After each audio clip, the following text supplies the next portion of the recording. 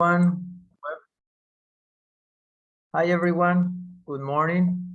I'm about to start the tutorial for Electrochemical Impedance Spectroscopy Fundamentals and Applications. So welcome everyone. Again, good morning in Cancun. I'm in Cancun, that's why you see this mask.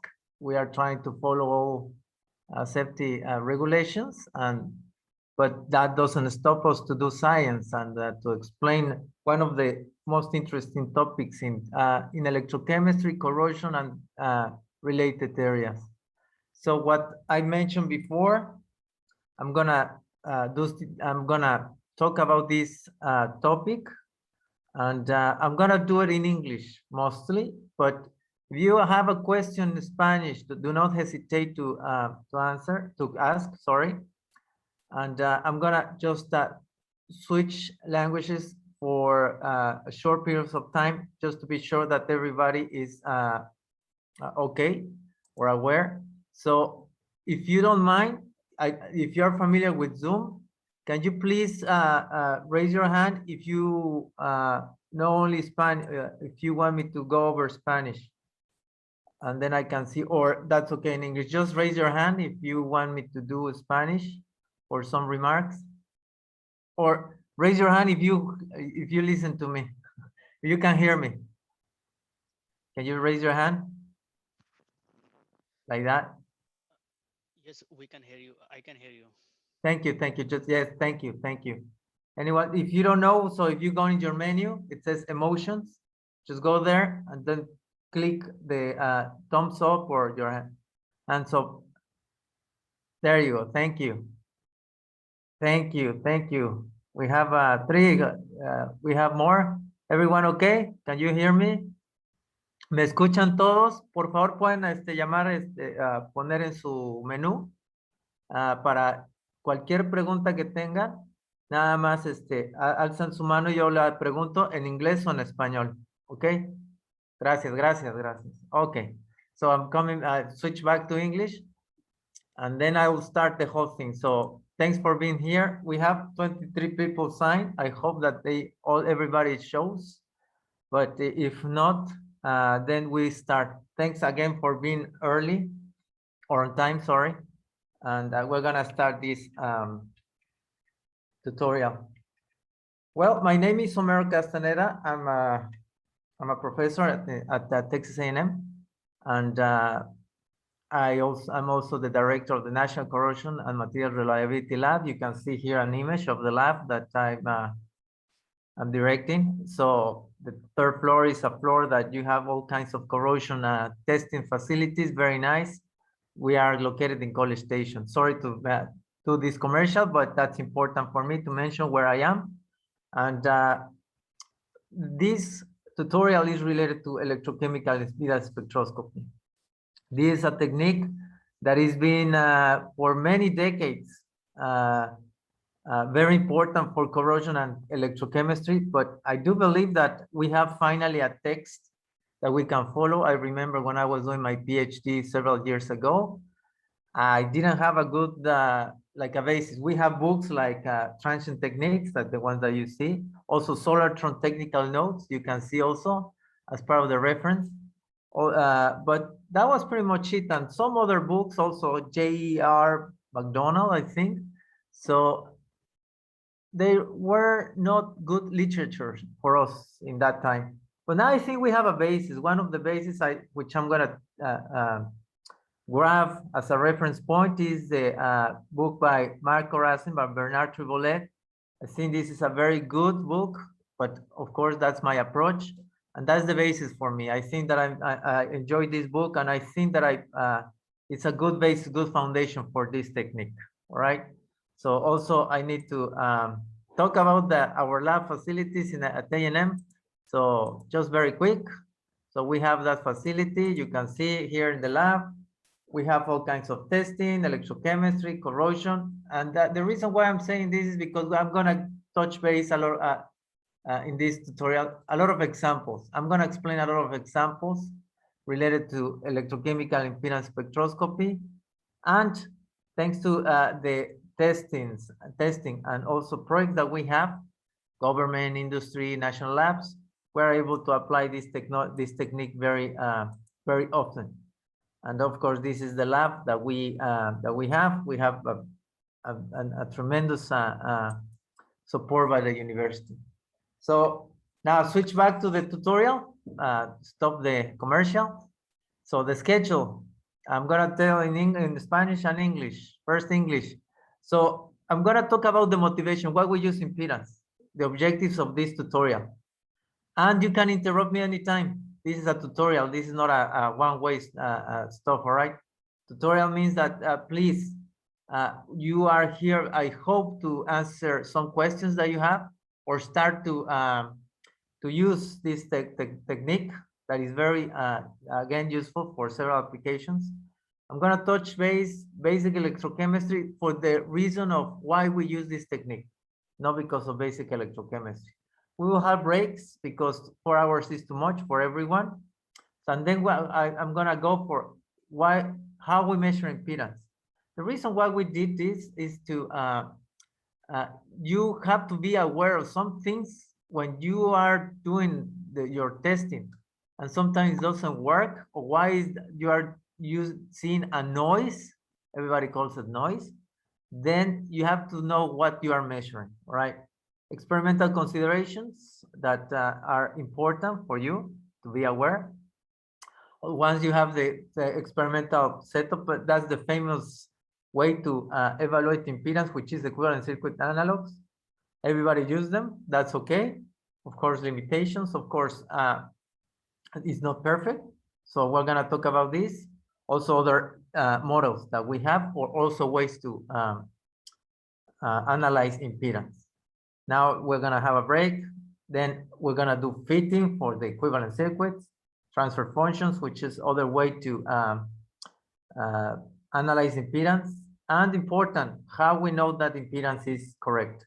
We're gonna see Kramer's chronic transforms, and from there we're gonna have a substantial break because then we're gonna do applications. I want to just go in the applications. We have several applications, and also if you have a specific one, I'll be happy to cover that, all right?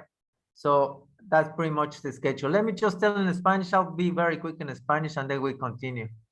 El horario de ahora en este tutorial va a ser cubierto en estos tópicos. Por favor, interrúmpanme en cualquier momento. No hay problema para mí si hay una interrupción. Entonces empiezo con la motivación, la introducción, los objetivos de por qué el tutorial. Rápido voy a hacer cubro los fundamentos de electroquímica, pero no en detalle. Nada más por qué los uso para impedancia. Vamos a tener un break y después del break vamos a ver por qué, cómo utilizamos impedancia y cómo se mide. Experimentación, consideraciones experimentales son importantes para poder tener una buena señal. Y también vamos a cubrir un análisis, un tipo de análisis que todos usan, que es circuitos equivalentes. También vamos a ver otros tipos de análisis, no nada más circuitos equivalentes, que también se llaman funciones de transferencia, líneas de transmisión. Y un tema muy importante son las Kramer's chronic, que son transformadas, las cuales son fundamentales para saber si sus datos son correctos. ¿Okay? Hacemos el último break para después hacer aplicaciones. Si tienen una aplicación, las pueden cubrir. Vamos a tratar de cubrirla. Voy a tratar de contestar todas sus preguntas, ¿ok? Entonces, esa es la forma que vamos a seguir. Por favor, interrúmpame. Voy a cambiar en inglés, pero me interrumpan en cualquier momento o manden su pregunta ahí en el chat o alcen su mano. No hay problema por mí, ¿ok? No hay ningún formato formal. Okay, so based on the schedule, we're going to start with the objectives, all right? So the objectives is to tell you that why sometimes we need to use impedance, or why we use impedance as a complement, as a unique technology, as a unique technique, and so on. That's the objective, to have a motivation is the objective, all right? So another objective is different experimental design based on the approach of your system. I hope that today, at least you have a good grasp of what impedance can be used and the scope of why we are using it for certain systems in electrochemistry. Can impedance be applied to different scales and systems? That's very important too, because sometimes we use, and I'm gonna touch base at the very end.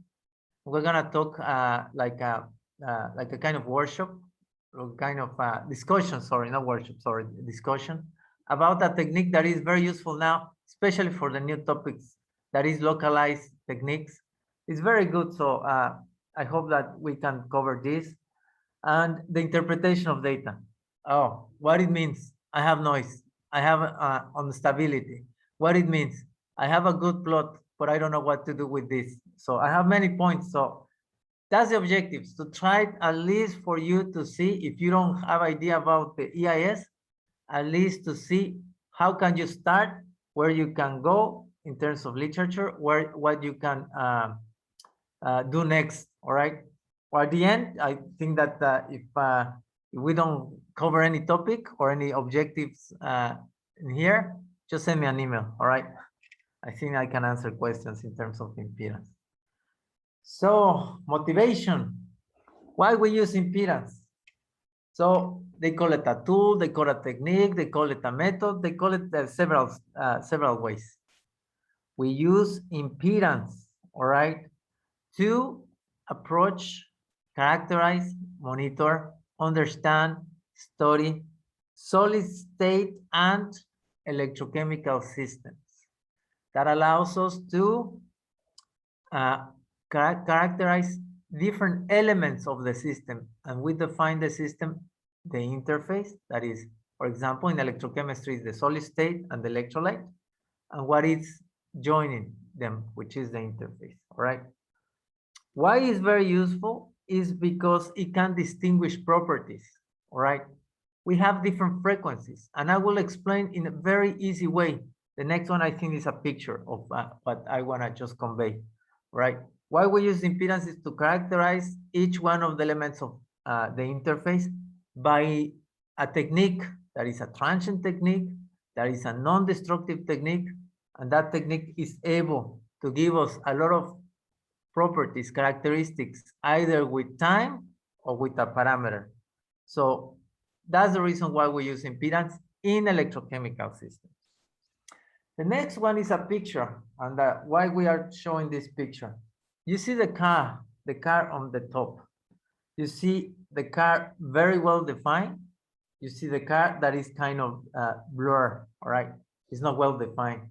So what I want to convey here is that impedance is able to give, you see the car, if I take a picture on the left, you see all the features in the car. You see that you have the tires, you have the color, you have the seats. You can even see the landscape of where the car is. You see every single detail. Impedance is able to give you all details of your system if you are able to catch that picture. On the other hand, if your car is in movement, right? So if the car is moving fast or moving slow, then impedance maybe will be able to take a picture, but you don't see all the features, all right? So impedance is a technique that if you use it properly, it will give you the right features, all right? Comparing these two pictures, the features on the left, that's what you want. The things in the lab, that's what you want to avoid, all right? Sometimes you have it, you don't know what to do. Now, in this picture, right? So it contains different elements. This is a whole system, all right? All system. You see this is moving, all right? This is a moving at with certain dynamics, and these are statics. So what we do is use impedance to have different frequencies. The frequencies are fast or slow. Fast frequency or high frequency, slow frequency or low frequency. So you see, at different frequencies, we are able to capture different things. At very fast, we are able to capture some things. If we take a picture here with a faster resolution time, right, we are able to capture what is happening here. And here, if we take the picture, no matter what, very slow, very fast, we are able to see anyways. That's what impedance is all about. So we have different frequencies to capture, to see what is going on with each one of the features. All right. So that's why we use impedance, to follow the processes or mechanisms at the interface in electrochemistry by having all these frequencies. As simple as that, that's why we use it. Now, characteristics of impedance. I will make characteristics and I'm gonna elaborate more when later today, all right? Electrochemistry technique, that is a spectroscopy. Spectroscopy means that you have different ranges. Obeys linear system theory. That's one characteristic that is very important. And that's the reason, for example, we use equivalent circuits. That's the reason why we said that this technique can work under steady state conditions of the system, all right? So measurements in terms of microscopic quantities, total current, and average potential. Important, this is not a chemical spectroscopy. It's not like a ICP or other spectroscopy that works also with frequencies with different, but frequencies in vision, frequencies in different stuff, all right? This is not a chemical spectroscopy. Also, the type of generalized transfer function measurement. This is very important. What is a transfer function? What is a transfer function? I'm gonna talk about this, all right? And the last one, frequency domain. The frequency is a frequency domain technique that means that our parameter is frequency. It's not scan rate, it's not time, it's not any other stuff, but frequency. Frequency domain is something that we need to be aware that is one of the main features or characteristics of impedance. Again, why we use it, characteristics. Now, how we know that we can use impedance? There are 4 ways to see that impedance is applicable. Impedance is not a technique that you use it and for everything in corrosion or electrochemistry. It's a technique that you need to know how trustable it is for some systems, how good it is to apply it for certain systems. There are 4 points that are very important for you to follow in order to be sure that impedance is applicable. Linearity, stability, causality, and finite frequency. Linearity, and I'm going to explain in detail, all right? Detect signal levels, not signal modes, right? Signal levels, no signal modes, right? If you change the mode, doesn't need to affect, but the signal levels. Linearity, so one thing changes, other thing changes. So, and I'm going to elaborate in this. That's linearity. Stability. Stability is very important because your system, for example, if you don't have a stable system, and what is a stable system? I will elaborate more in the examples, but stability means that your system doesn't change rapidly. Because, for example, remember the picture? You might have a rocket instead of a car. If you have a rocket, there is no way that you can follow impedance. Impedance is like taking a picture in each frequency, all right? Each frequency, you take a picture, all right? And you might miss many things. Maybe you have a rocket. In other words, sometimes in terms of localized corrosion conditions, for example, a pit, you are not able to follow impedance because the pit is very fast. If it is very fast, maybe you cannot follow. That's why stability is important. Causality, so that these responses is due to the signal, all right, not to the equipment. Sometimes you see the response of the equipment and not the system, all right? So that's very important too. Finite frequency. So you have to be able to see what is the range of frequencies that you need to work with. And you will, sometimes I always hear the question, why I get noise, right? I always hear, I got noise, I don't have good signal, I don't have, so what I have wrong, what I'm doing wrong. So the question is, can you just go and do Kramer's chronic? So this will answer your question if you have noise or not.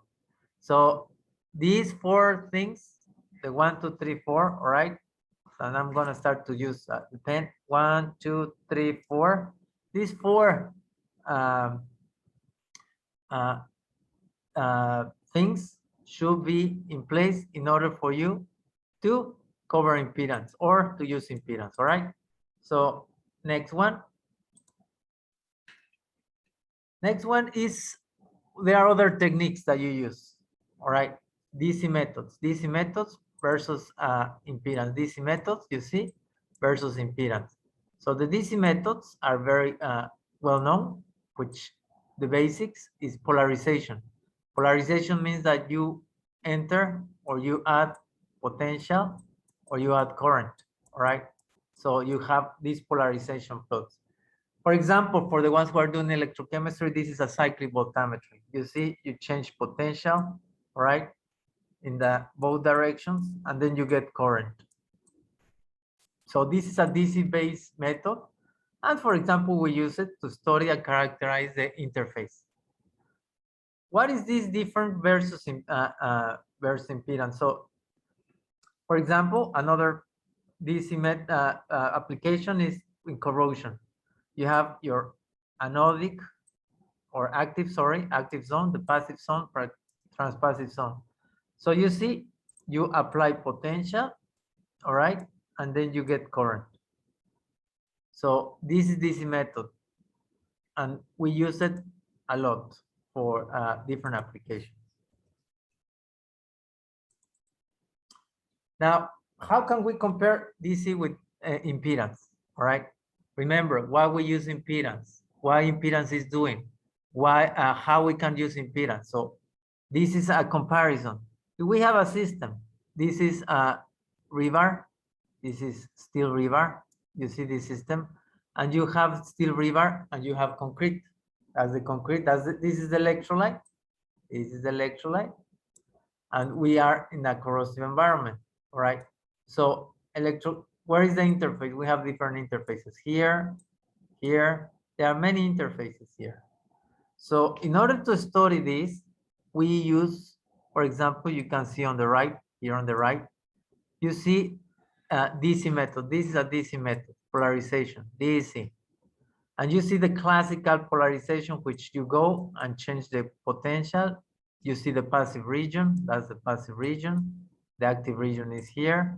And you reach a point, a saturation, and then you just scan back to see if there is any local attack. This is a system that is a rebar with chlorides in a simulated pore solution.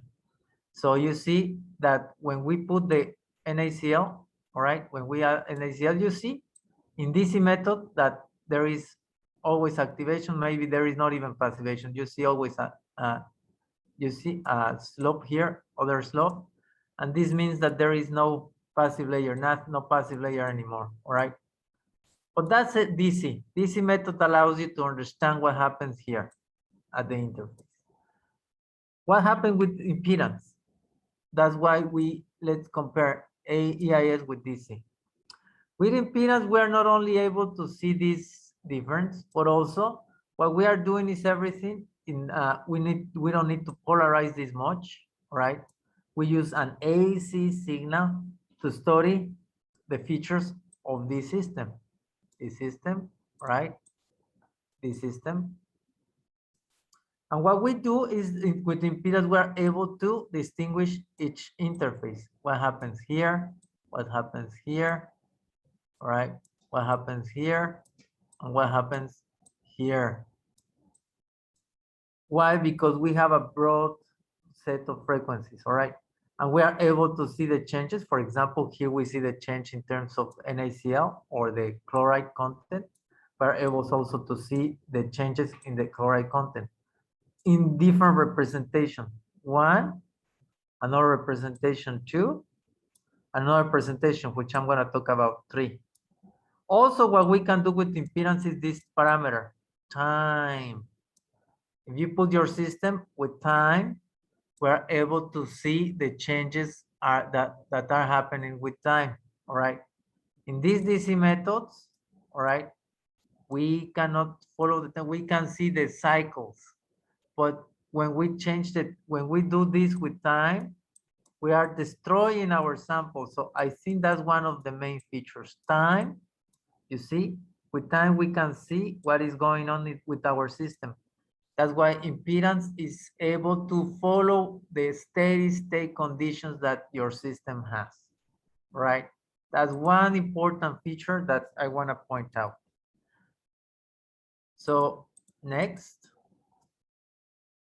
why impedance is can do this? All right, because of the AC approach that we have with impedance, we're able to see. Oh, sorry. So because of the AC concept, we're able to see something important. All right, look at these two features.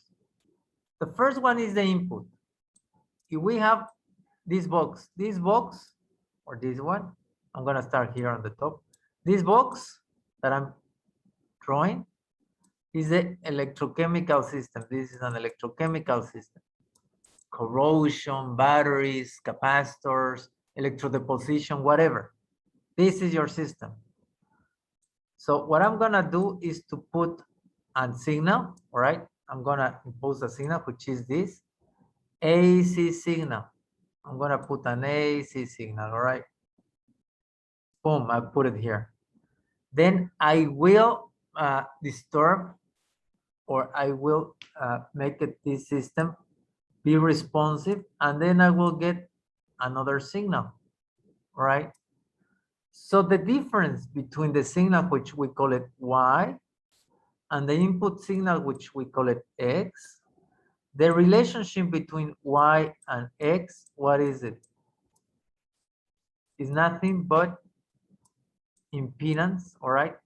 Or transfer function, all right? Impedance is a transfer function technique because it tells you the relationship between input and output, all right? But the input is in AC form, AC form. The output is also in the AC form, right? So if we have everything together, so impedance is a transfer function of a system. Here is the system. We impose a sine wave to the system, and we get another sine wave with a little bit of change. This change, all right, this is the original sine wave that we sent to the system. This is what we have in the output, but you see the difference is this. This difference is what allows us to characterize each one of the elements, allows us to characterize the electrochemical system, all right? Then we have ways to represent. This is part of now the transfer function, all right? The transfer function or impedance is the relationship between output and input, all right? So this is to represent, this is combining these two together, all right? So that's what impedance allows us to do.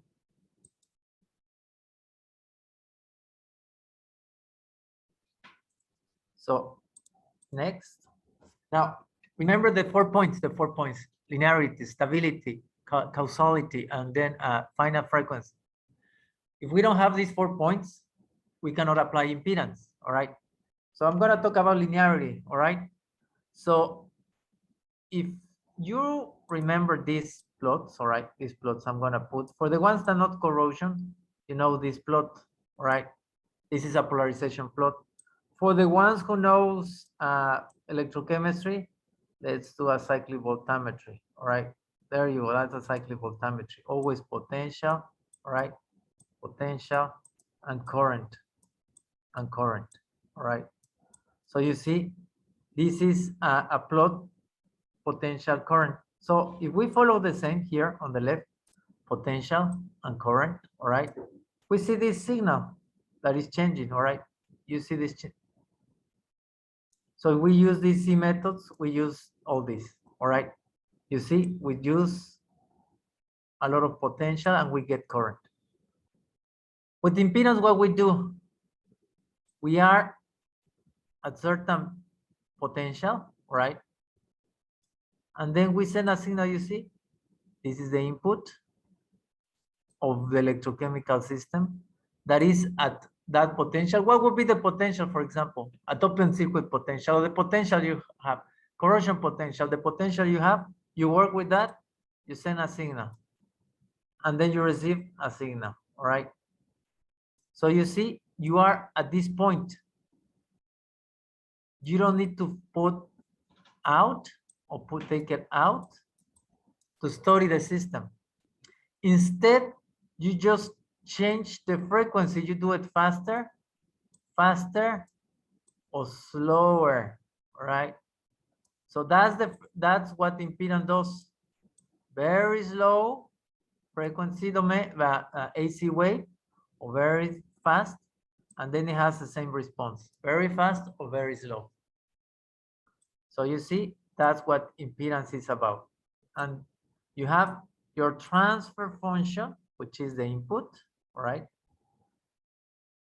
The input should be here, and the output should be this on the left. Sorry, I have a mess. Let me just clear that mess, right? Again, this divided by this, so is this divided by this. And you have your impedance, all right? So this is very important. Again, this is linearity. Linearity means that you are gonna be int. For example, if this point is represented and you know math, this is a function, all right? This is a function. And sometimes you have the derivative of the function is the slope, isn't it? And you have another derivative, it's another slope. So if you make different infinite number slopes, then you have a line, all right? So, and if you represent this number of partial or differential equations, so you have this, again, you have this plot. I'm gonna do it again. You have the original plot, and then you have the derivative here. So that's your first derivative, all right? But you have another derivative to make it linear, all right? That's the second, all right? Third, fourth, you can, all right? But the important part is that the first derivative, which was this one, all right? That's the majority. That's what you need to do to make it linear, all right? So impedance is linear, should be linear. The process should be linear. It doesn't mean that has to be completely flat, all right? So linearity means that your system doesn't change that much. It's not like this. It's not this plot, all right? I'm gonna exaggerate. Instead of the red one, this. If you have a system like this, all right? So it will be very difficult to have a linear point, isn't it? So impedance, even though, well, if you have 2 or 3 differential equations, then yes. But impedance, linearity, you need to have this. And how we can make this, what we know this is that, for example, your potential doesn't change a lot with time. If it is in a certain range, you can use impedance because that will become linear, right? Not become linear, that will be in the linear domain characteristic, all right? So that's linearity. Once we have all this, so how we can apply impedance? We can apply impedance in different areas. Corrosional exposition. Now I have a project, very nice project, by the way. I cannot tell you what is exactly, but I'm using it in not human exactly, but we're in that direction. Impedance is able to apply it in the body, all right? So batteries, fuel cells, materials, alloys, composites, coatings, that's all this is the application. But we need all these as a fundamentals. And we're gonna cover this very fast, all right? Complex variable, differential equations, all these you need to know to go for impedance. That's why this book, as I mentioned, this book has a very nice overview, very nice fundamental. If you wanna go and check only the things that you need as a complex variable, differential equations, electrochemistry, they give you, it gives you the right information to start to go over impedance, all right? So this technique, we're gonna, okay, let me just, so transient and non-transient techniques. So impedance, we already mentioned a little bit of background. So impedance versus other techniques instead of in terms of transient or not transient. So if it is a non-transient technique, all right, non-transient technique. What is a non-transient technique? I don't know if you heard about OCP, all right, or corrosion potential. I don't know what else. Open circuit conduction, corrosion potential. I don't know what else you name it, but this is with time. So you just get what you receive, right? So not transient technique means that you don't apply anything. So this is your electrochemical system. You put the cables and that's it. So you have potential with time, all right? This doesn't allow you to we cannot provide information about many things, all right? So because it's influenced by many factors. Non-transient techniques means that you don't disturb, you don't apply any inputs in your system, all right? So now transient techniques, what you do is to impose a transient, you impose a signal. And what we are doing with impedance is a transient or transient technique. It's a transient technique because we input very tiny signal, AC signal, all right? And that's very important. With DC methods, I'm gonna put it here. What you do is you polarize, you also input something in the system, all right? So transient techniques allows you to decouple characteristics of the system. That's why you can study each one of the elements in impedance, all right?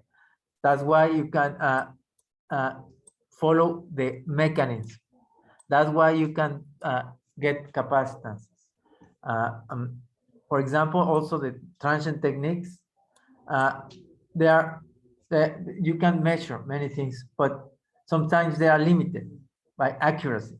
Why? Because you are imposing an input, you are putting an input, and you're getting an output. So that's why it's important to realize that transient or non-transient techniques. All right.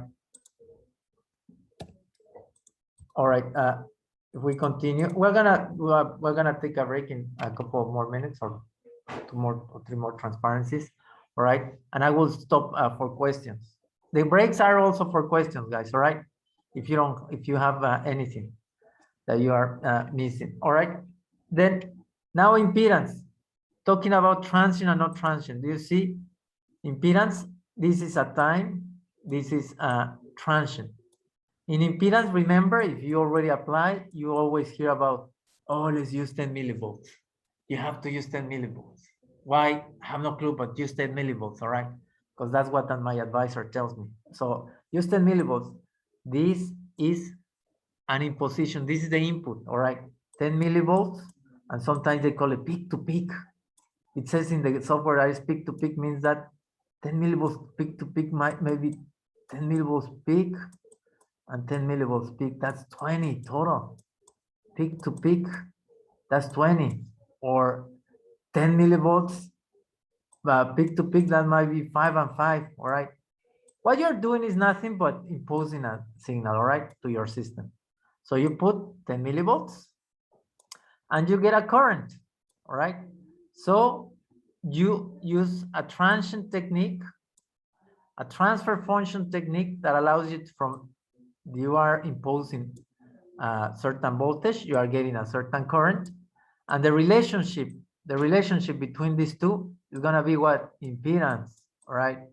Thanks to impedance and all the features that we mentioned, we are able to, with frequency, high frequency, short times, low frequency, longer times, we're able to see the characteristics of the system, all right?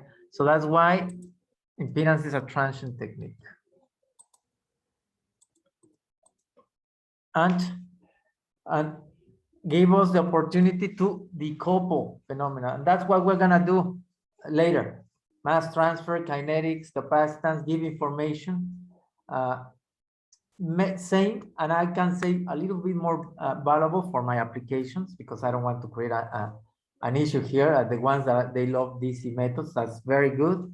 but I can say that we can get the same information at DC. Yeah, and also we can just have good modeling, not good modeling. And the modeling is able to explain many things to, and also what we have with impedance is something very unique and important, non-destructive technique, and also a technique that we can apply in time. And this is the last transparency before the break, all right? So you see that we have a wide range of frequencies, different techniques and different applications. So you see at the very end, electrochemical interfaces, you see the wide range, -2 to 10 to the 5. That's why when you set up your equipment, if you use already impedance, go from 10 millihertz to 100,000 hertz. So you see that frequency allows you to study each one of the elements in your electrochemical system, right? That's why it's very important to see this concept, to see why this range, what is this frequency, why this frequency we apply it, what we apply it for, right? So without any further stuff, I'm gonna do the first break, all right? We're gonna take 5 minutes break, but I'm gonna switch to Spanish in the break, all right? And then I will ask in Spanish for the ones who wants to ask questions. ¿Tienen alguna pregunta? Hasta ahora. Están todos, bueno, no sé si están bien, pero sí están completos. ¿Tienen alguna pregunta hasta ahorita? Todo lo cubrí en inglés, ya sé, pero aquí veo una pregunta. Todo. Ok, todo bien, entonces no es pregunta, es aseveración. Si tienen una pregunta, díganme. O al final también podemos estar, si tienen anoten su pregunta. Si quieren una pregunta, anótenla. Si ya no sabe impedancia, tengan preguntas, si tienen preguntas específicas de todo lo que dije. También voy a cubrir aplicaciones. Si tienen un sistema que es difícil, que no saben, que tiene muchos datos, ¿qué hago con mis datos? ¿Qué circuito equivalente puedo usar? Necesito usar circuitos equivalentes. Hay otras maneras de analizar impedancia, ¿ok? No nada más es circuitos equivalentes. Es la más fácil, pero no es la única, ¿ok? También, ¿por qué aplicar impedancia y todo lo que vimos? Por favor, considérenlo, porque es importante. Luego utilizan impedancia sin tener ningún criterio. Es importante saber por qué aplicamos impedancia. También es importante saber por qué es una técnica que sí da una perturbación, pero muy pequeña, muy, muy pequeña. Perturbación significa que tenemos un sistema electroquímico, mandamos una señal pequeña, 10 milivolts, y luego tenemos una respuesta.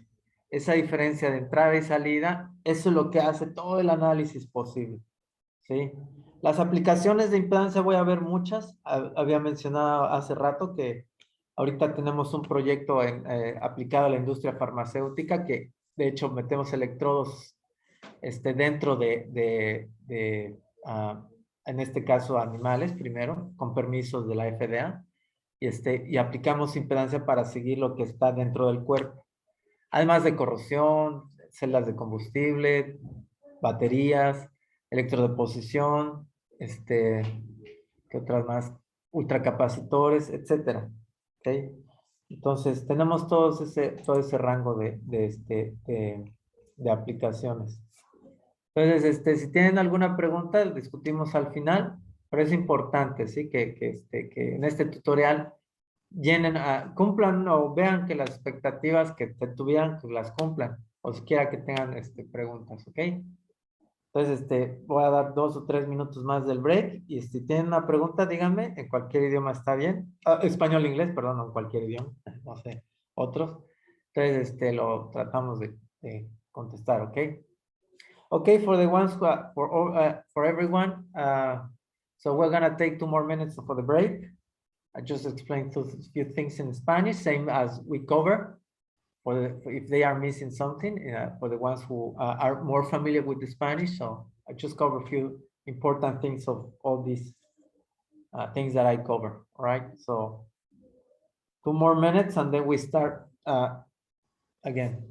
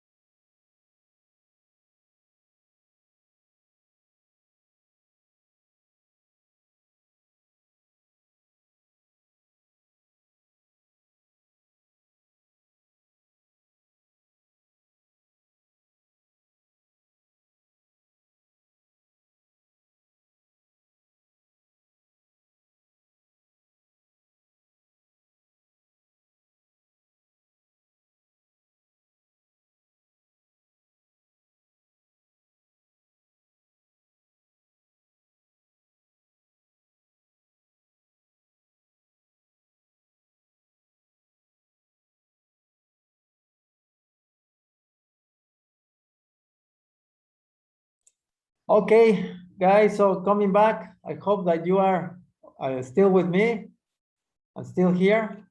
I'm not gonna touch base the math. For the ones who love the math, I like it a lot, especially this, we call it complex algebra or complex variable.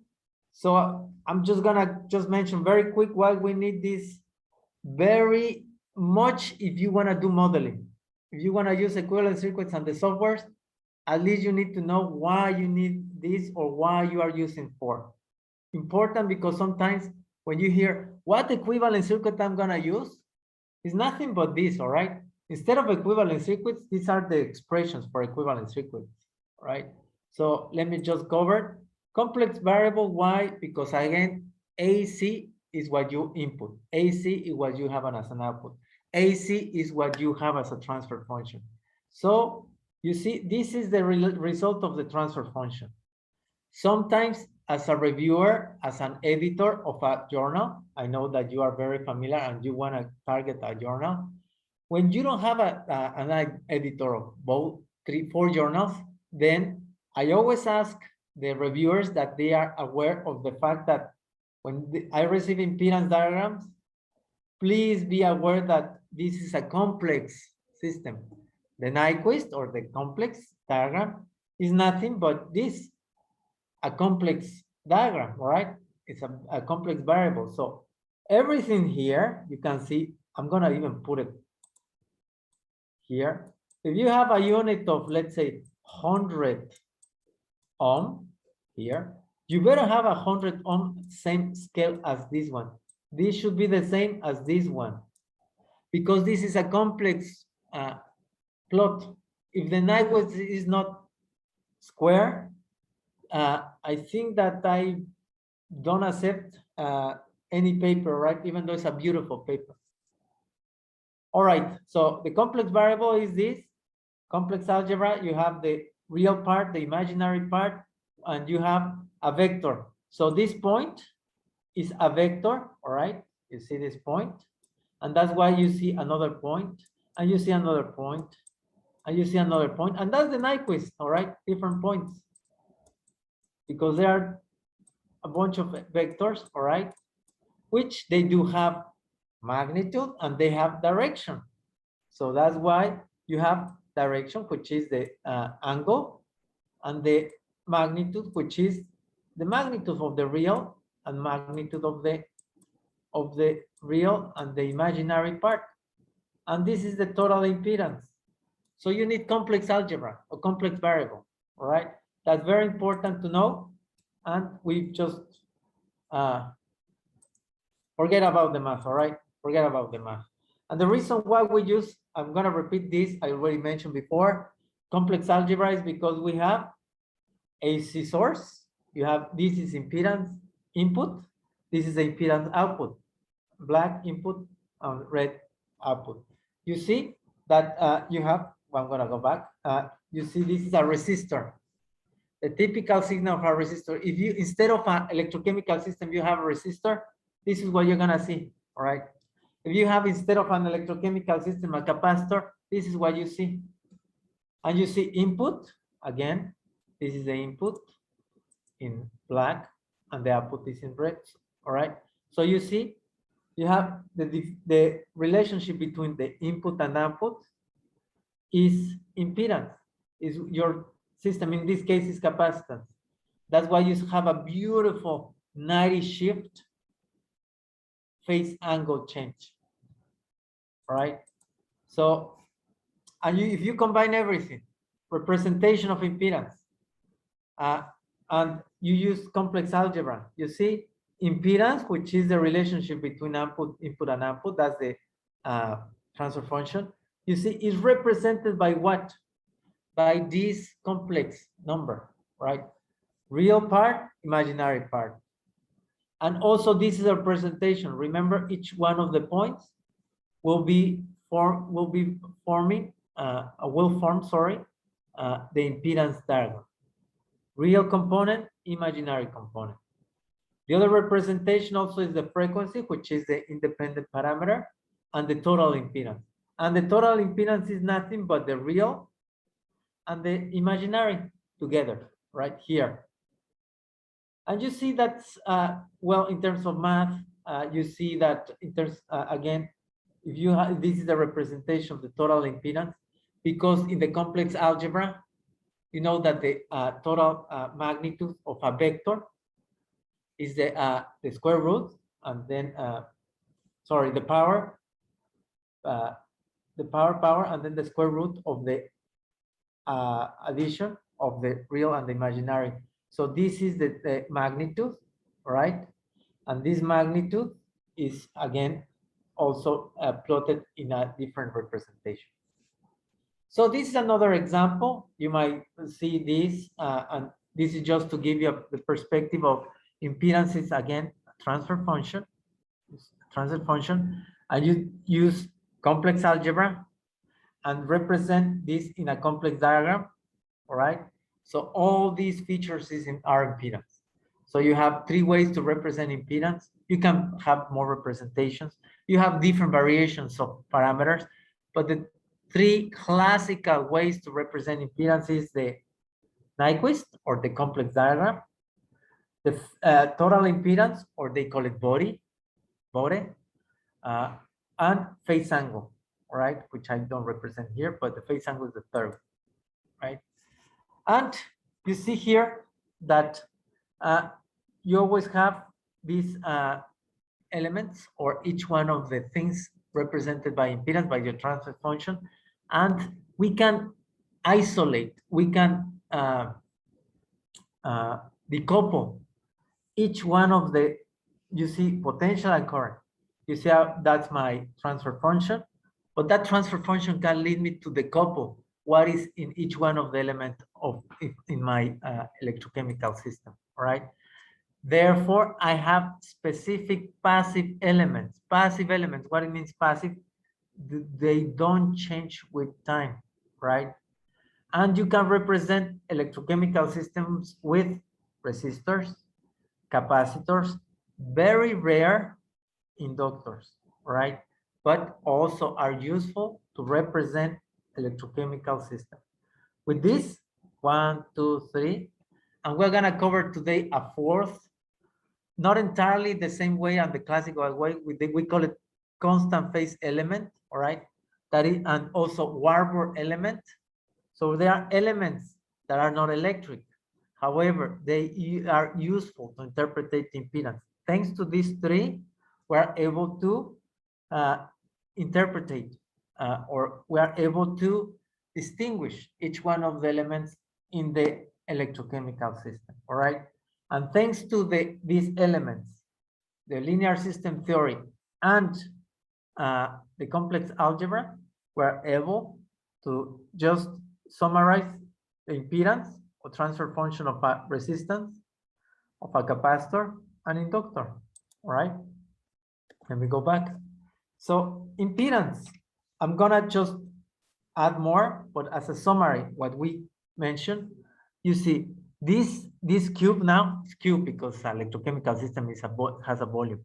So this cube is my electrochemical system, your experiment, your setup, corrosion, electrochemistry, capacitor, electrode position is here.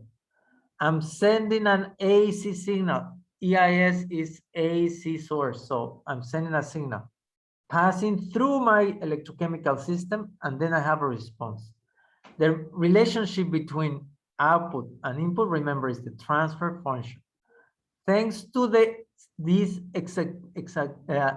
signal that is very small, you see here, remember the linear system theory or the linearity, you see, thanks to that is very small, I might grab a linear part, even a very complex distribution, you see, potential current. And I'm so tiny, you see, this is voltage, all this blue stuff. I'm gonna just be marking this, you see. This might be any system, any electrochemical system. But since I'm working only in 10 millivolts, maybe I have, for sure, a linear part of that distribution. So my transfer function, my impedance, thanks to the input and output, my transfer function obeys all the four things. Then I can apply to this system impedance, right? So it's very important to be sure that the linear system theory is obeyed of my transfer function. Again, this is a very sophisticated way to represent transfer function. So impedance, this is my electrochemical system, all right? This cube or this box, right? The input is AC input, output is AC. This is my transfer function. This is my transfer function, the relationship between output and input. And what did you change in impedance? Frequency. You change the frequency here, you make it faster or slower. Remember, for the ones who already run a lot of experiments, high frequency is very fast, less than seconds. But low frequency, you have to wait 20, 30 minutes, don't you? I think that if you go low frequency, you have to wait. So there are frequencies that you input frequencies, all right, to your electrochemical system. And then the relationship is the transfer function that, by the way, you represent in three ways: Nyquist, body, and phase, all right? So that's the story so far. Now, electrochemical fundamentals. I'm just gonna talk a very few concepts. Since we are talking about the interface, all right? This is my interface, and I'm gonna better, instead of pointing, that's my interface. And you see, this is the way to represent the solid state, all right? Solid state in one side, this side is the electrolyte, all right? My aqueous phase. This is the other phase, all right? So you know that you have the inner potential, the galvanic potential, the outer potential, the electrochemical potential, the surface potential. You have all kinds of potential, all right? Sometimes you use different approaches, different techniques. But what you do in impedance is that you put in here, on the right, you put a reference electrode, don't you? And this is your working electrode. So what you have is this potential, that is the electrochemical potential, all right? And you have all this stuff, right? So what we want is to see what happens in between the reference electrode, sorry, counter electrode, sorry, that's the signal, counter. We want to see what happens between the counter and the working. So we have everything that happens at the interface. So what we need to study is the interface, all the elements that my interface is forming. So again, you have the concept of surface potential, inner potential, outer potential, and electrochemical potential. So what impedance is helping you, all right, is to study in that region important concepts, important elements like the double layer capacitor. We have different models. We have the all kinds, 1, 2, 3, 4 models, all right? I'm just gonna present the Bockris, the Banach, and Mueller model, the last one, which combines the Helmholtz, Chapman, all right? So you see that's the fundamental. In electrochemistry, we have the metal here. We have the metal here, all right? And we have the electrolyte here. And in between, you have these layers, all right? The double layer capacitance. This is very important for several applications. Thanks to the double layer, we are able to see the passivation state, or in capacitance, of course, how much charge we can store. In terms of batteries, also how much active versus passive regions we have. So the double layer is one of the aspects that, in terms of fundamentals, is important, and I can distinguish if I'm able, if I apply impedance correctly, I'm able to distinguish this concept or this element or this part of my electrochemical system. And well, I'm gonna represent the double layer capacitance in this way. So I think that this is a very nice representation of the double layer capacitance. You see, that's my metal, all right? This is the inner layer, outer layer. Remember, this is the Helmholtz layering. This is my diffuse layer. That's where the mass transfer processes happen. And this is my bulk. All you see, the solvated ion, and this is the anion, right? The solvated cation. You see, this is my bulk. This part is my electrolyte. This part is my electrolyte. This part. Then that's my diffusion layer, all right? This is the outer Helmholtz plane, inner plane, Helmholtz plane. So you see the double layers here, the diffuse layer and the bulk. So impedance is able to study and characterize everything that is close to my interface. How I can make it happen? Well, if I have this representation, right, as the double layer, you see my double layer can be represented by a capacitor. And a capacitor is an electrical passive element that I can distinguish.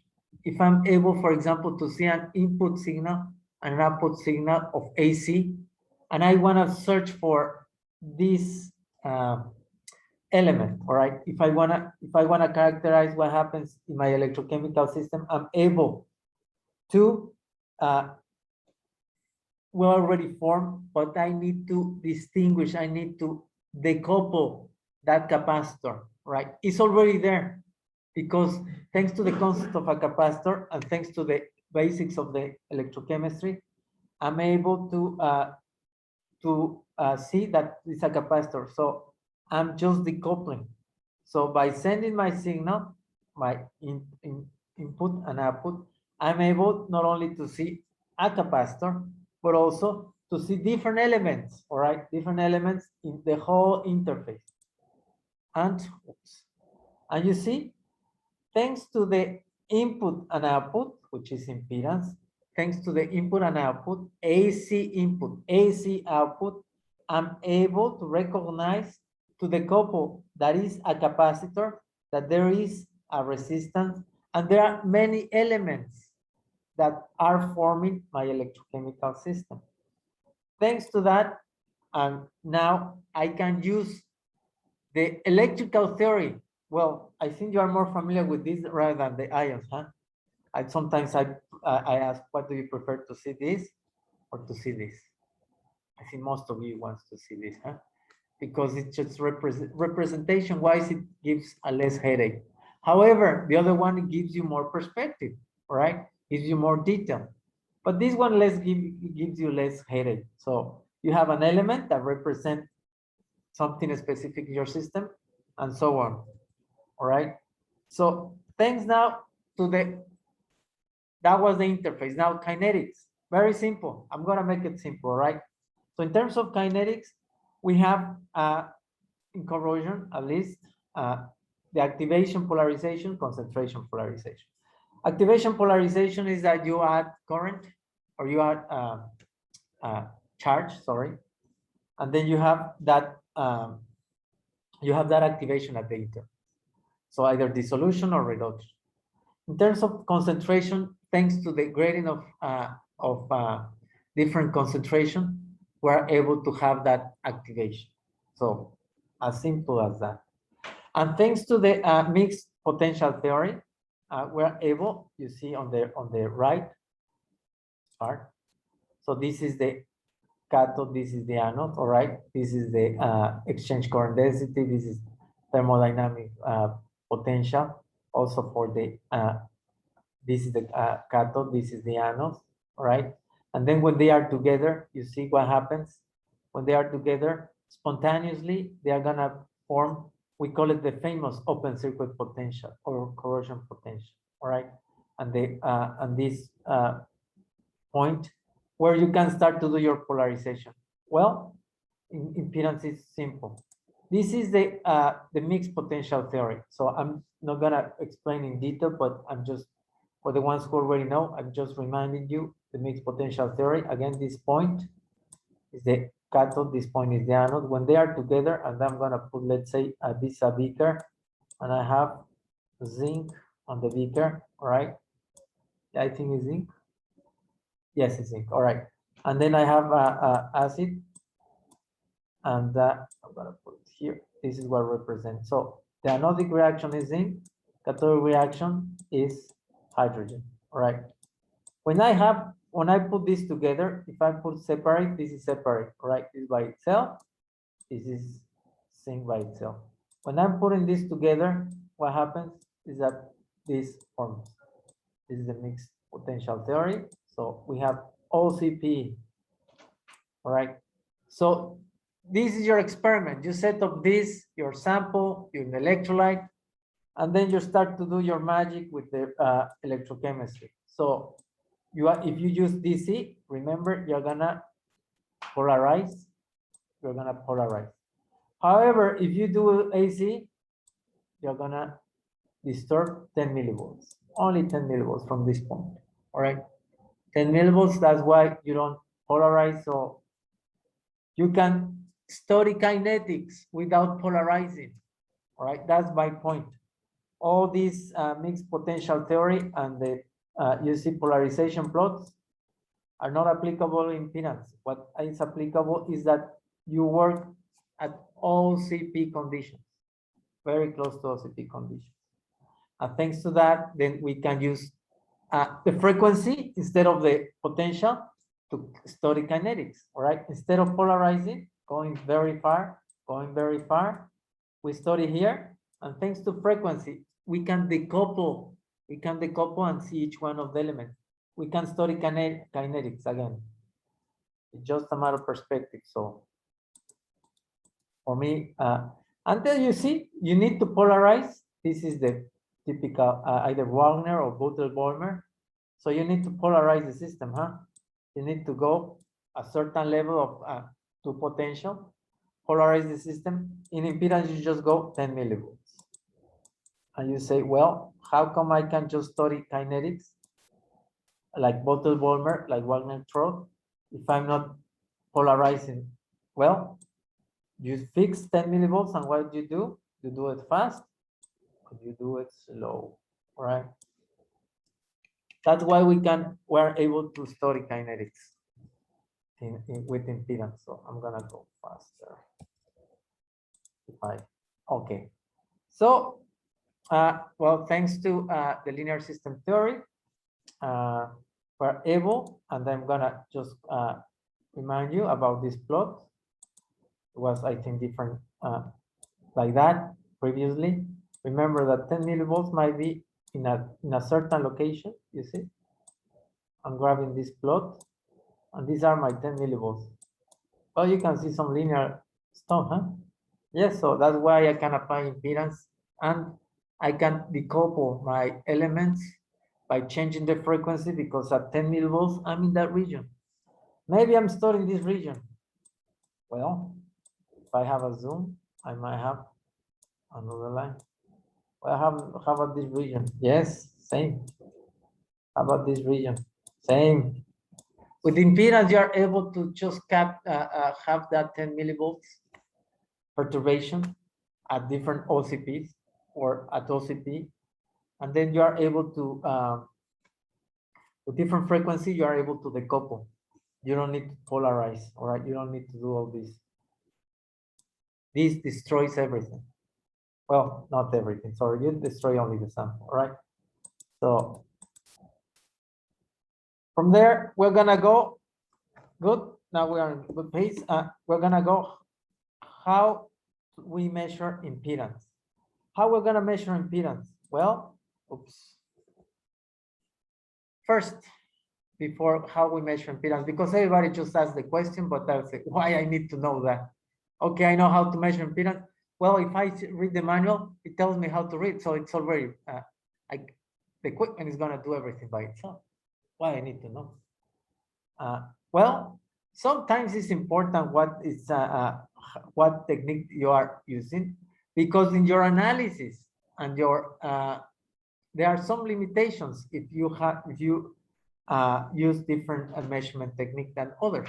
All right, that's why you cannot change anything. I mean, you receive the equipment and you say, well, this equipment is working with AC bridge. You don't do it unless you are electronic. You are okay. I'm gonna switch from AC to deciduous or phase sensitive. All right, but this is for your knowledge. All right, so I'm gonna cover very fast. This is a way to measure impedance. This, when you buy an equipment, this is what you have inside of the equipment, right? You don't need, you cannot change anything. However, this is just, again, for your knowledge. AC bridge, no one used this. However, it was very good because it forms a bridge. If you are electronic guy, so it's a line of balance. When the D, this is the D point, D, when D, all right, and you see one connection, another connection. When D is equal to 0, that means that Z1 and Z4, these two, you multiply, and if you multiply this, is not correct. When Z1 and Z4 is equal to Z2 and Z3, you have a measurement, all right? Amazing, it's time consuming. In the past, my time, I think before my time, they just use this. They have to align, amazing. Now you push a button, you go for lunch as a student, or you do other stuff, or you check your cell phone. That's what you do. You always check your cell phone when you're on an experiment. Study, guys. So when you in the past you have to align, all right? It was just like a skill. You have to align C1 and C4. You see these two? This is your system. This is the Z4. That's resistances, all right? You have to align resistances. When they are equal, you have a measurement. So it was a good skill. Now you push button and you forget. So then accuracy, well, the accuracy you see that is 10 hertz and more. Well, that's not good for nowadays, huh? Everybody now thinks of 1 millihertz. Oh, just go for 1 millihertz. That's very accurate. Of course, you go for lunch and that's it. So, all right, that's AC bridge. Next one. This, I think, for the ones I cannot, well, I'm not announcing, I don't represent any company, all right? FYI, I don't represent Gambri, Solartron, Biologic, what else? Metro, I don't remember, and also another one from Netherlands. I don't represent anyone. However, I can tell you features, right? I use them everything. So Did you see the ones who are using Gambri? You have a Gambri. Every time that you do a measurement, each frequency point, you see this diagram, and it says Lissajous analysis, right? So Lissajous analysis is nothing but you see the transfer function here, right? It's just you see the transfer function, and you see this is current, this is potential, all right? So, and that sometimes gives you very nice oval. Sometimes it gives you like a flat tortilla. Sometimes it gives you like a very kind of circle, all right? So what it does is that it compares, all right, the magnitude of this distance to distance, point to point, and that's either the total impedance, all right, or the phase angle. So that's a technique. So it's by also, it measures the distances, it measures the voltage versus the potential, versus the current, sorry. And that's what it does, the Lissajous, all right? And again, Gambri systems, they do have this. Phase sensitive detection, sometimes you hear a lock-in amplifier, lock-in something. This is used in other technologies. So what it does is, you see, comparing signals. This is your signal, general signal, and you have a reference signal. So when you minimize the reference signal with the general signal, then you have a measurement. This is very mathematical. This, again, this is, you see this math, and you see a sum. Every time that you see a sum, that means a lot of terms, isn't it? When you see this symbol, sigma, and you see this 0 to infinite, that means that you have more elements that you are measuring, and you are comparing. So you are comparing, and then when it's minimized that comparison, you have a measurement, all right? So I remember that Solartron, they have like, we call it automatic integration. So it's in a signal, it compares another, several times, compares when the minimized signals are compared, when they have the minimum difference in comparison versus what you are measuring, it's in the final measurement, all right? For example, you send 10, and the other one is 12, and average 11, all right, and the next one is 11, and the next one is 11, there you go. You integrate everything, and 11 is your final answer, all right? I try to be very not detailed, so just for understanding, all right? So that's the phase sensitive. And the last one, which I think is the most useful, well, they use it a lot, Fourier analysis. Well, you know, Fourier, you know, the limits, the Fourier transforms, and then just always do the input, you see here, the input here, and the output, you see, and you work with Fourier, right? To have a point, this is just one point, and you have another point. So you use the math, you use math, and not only physics and comparison, but this is math to have a point, right? So there are many ways to measure impedance. And this is a summary, and again, this is based on also the book by Michael Rasen and Bernard Tribolet. The methods to measure is AC bridge is not used anymore, it's obsolete. Lissajous is obsolete too, but it helps you to visualize, right? So that's why in the Gambri software you see the Lissajous to compare to see, oh, the measurement is good, the measurement is logic, all right? Phase sensitive, cost effective, accurate, that's sure, for sure. Useful at high frequencies. That's why lock-in amplifier. So that's very important. When you hear that, you are using this way to measure. Fourier analysis is digital. Why digital? Because it has all kinds of math in there, all right? Now, experimental considerations. experimental considerations for impedance, right? You have now the technique there, all right?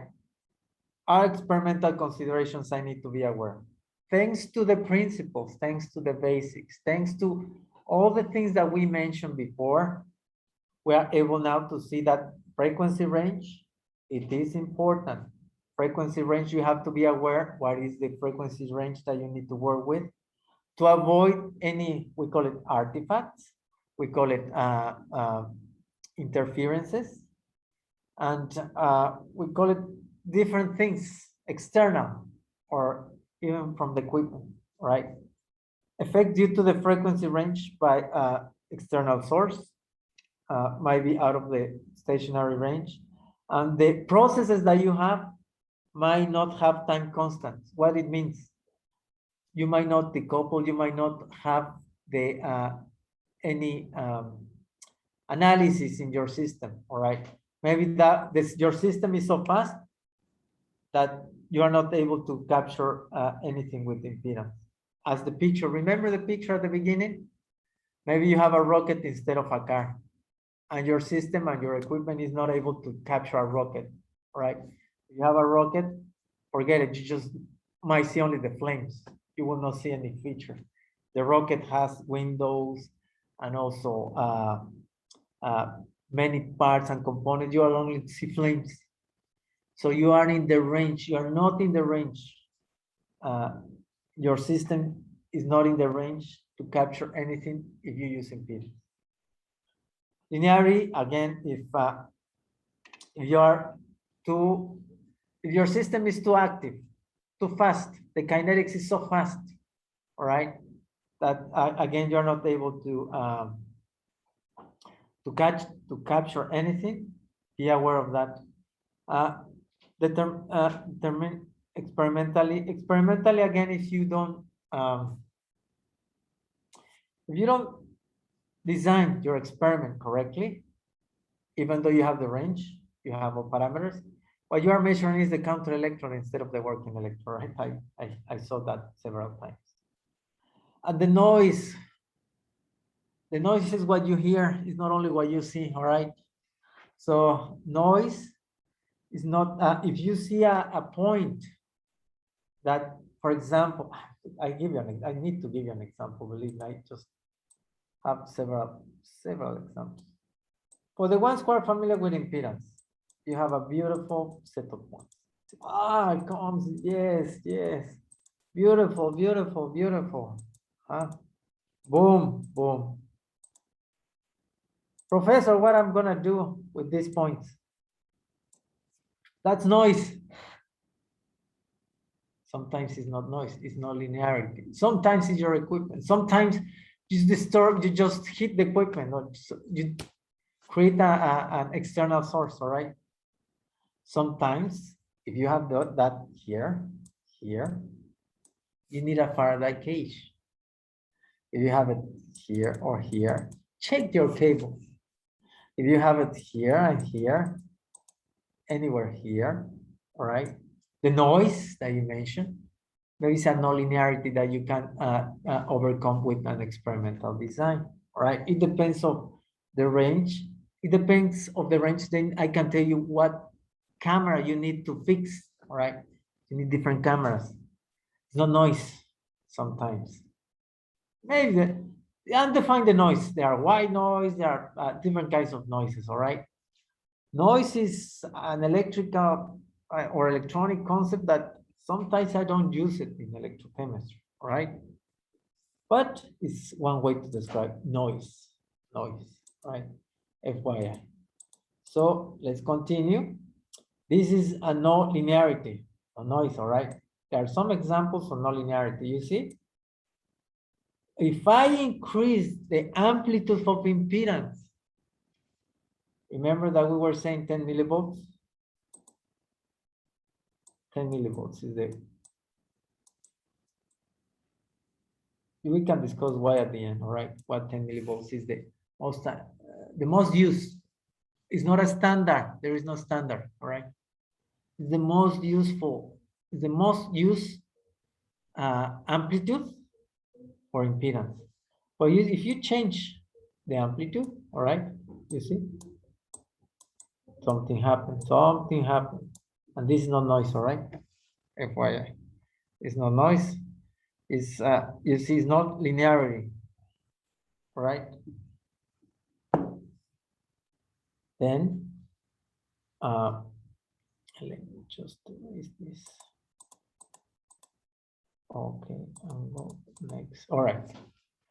That's no noise, and some experimental considerations, all right, for your system. Sometimes I hear that you don't have a reliable reference electrode, right? And let me just go with this. Here, I'm talking about this two electrode system. Is it possible to do a two electrode system measurement with impedance? Yes, it does, especially for if you don't have a very stable source or environment that you cannot put that reference electron. And second, maybe it's not practical. If you want to use impedance in practical, not practical, but more industrialized environment, because everything is real. I don't know why you tell, I hear in Spanish and English, oh, that system is real. In the lab, is not real. Everything is real. You can touch the acid and you will see that's real, all right? Everything is real. Industrialized, all right? More industrialized environment. If you want to use impedance in more industrial environment, sometimes you do two electrodes, right? I will show you an example. Two electrons instead of three. Three electrodes is the normal system, is the, let's say, most used, is not a standard, all right? Is the most used setup, three electrodes, working, counter, and reference. Sometimes you use four electrodes. Sometimes you use that for noise, for galvanic coupling. So you need four electrodes. And now the equipment, they do have a working sense, counter sense. So they have four systems, but that's electronics. But in your electrochemical systems, four electrodes also are very useful, right? Three electrodes is the most used. Two electrodes is not rare. It's also used. Again, more industrialized environment or industrialized environment is useful, right? So strategies. Remember I told you about the noise. Oh, that is noise. When you have 120, that's noise. That's interference rather than noise. All right. You have here your impedance diagram. Beautiful, beautiful, beautiful, beautiful. Boom, boom, boom.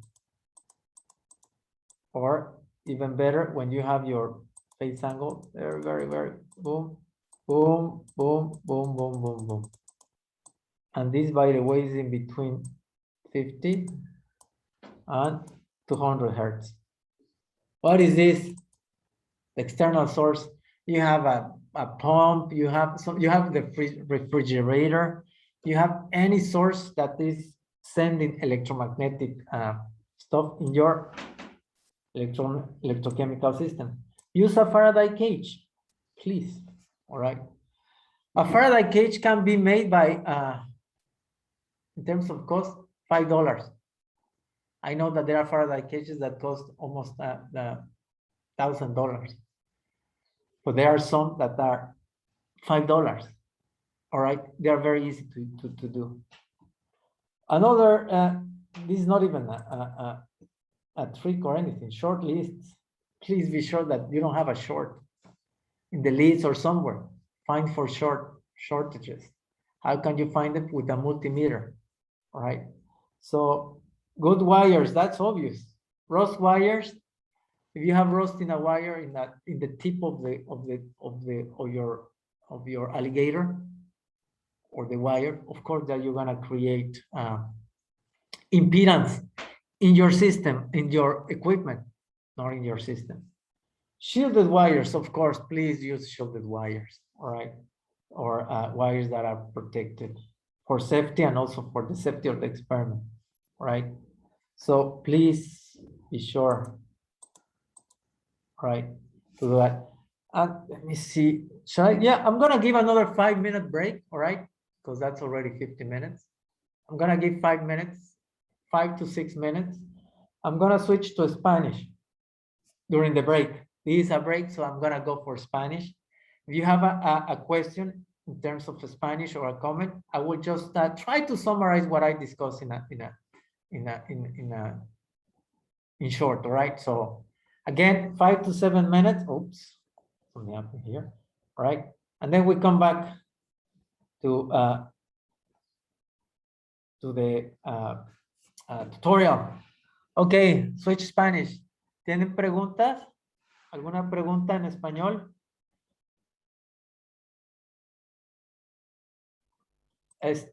Algo que sí mencioné que fue importante. Gracias, gracias, ¿todo bien? Al igual que compensar la caída óhmica. Ok, lo de la caída óhmica, sí puedes, y en impedancia es más sencillo, lo puedes hacer posterior. La caída óhmica es la resistencia al electrolito, ¿sí? Que es importante que pongas una referencia igual, es decir, que quites la IR, ¿sí? No creo que lo mencione en el curso, pero hay maneras de hacerlo. Hay dos artículos, uno es de Marco Rasen, que lo que hace es restar. Por ejemplo, si tu resistencia al electrolito son 100 ohms, y luego salen 120, y luego salen 200. El electrolito está cambiando con respecto al tiempo, y esa es la IR, ¿sí? Lo voy a poner aquí, de hecho, en el a ver si me... A ver, lo voy a poner ahí. A ver, en impedancia, luego pasa esto. A ver, tienes el Nyquist, está así, ¿no? Luego tienes otro Nyquist por acá, ¿no? Y luego por acá.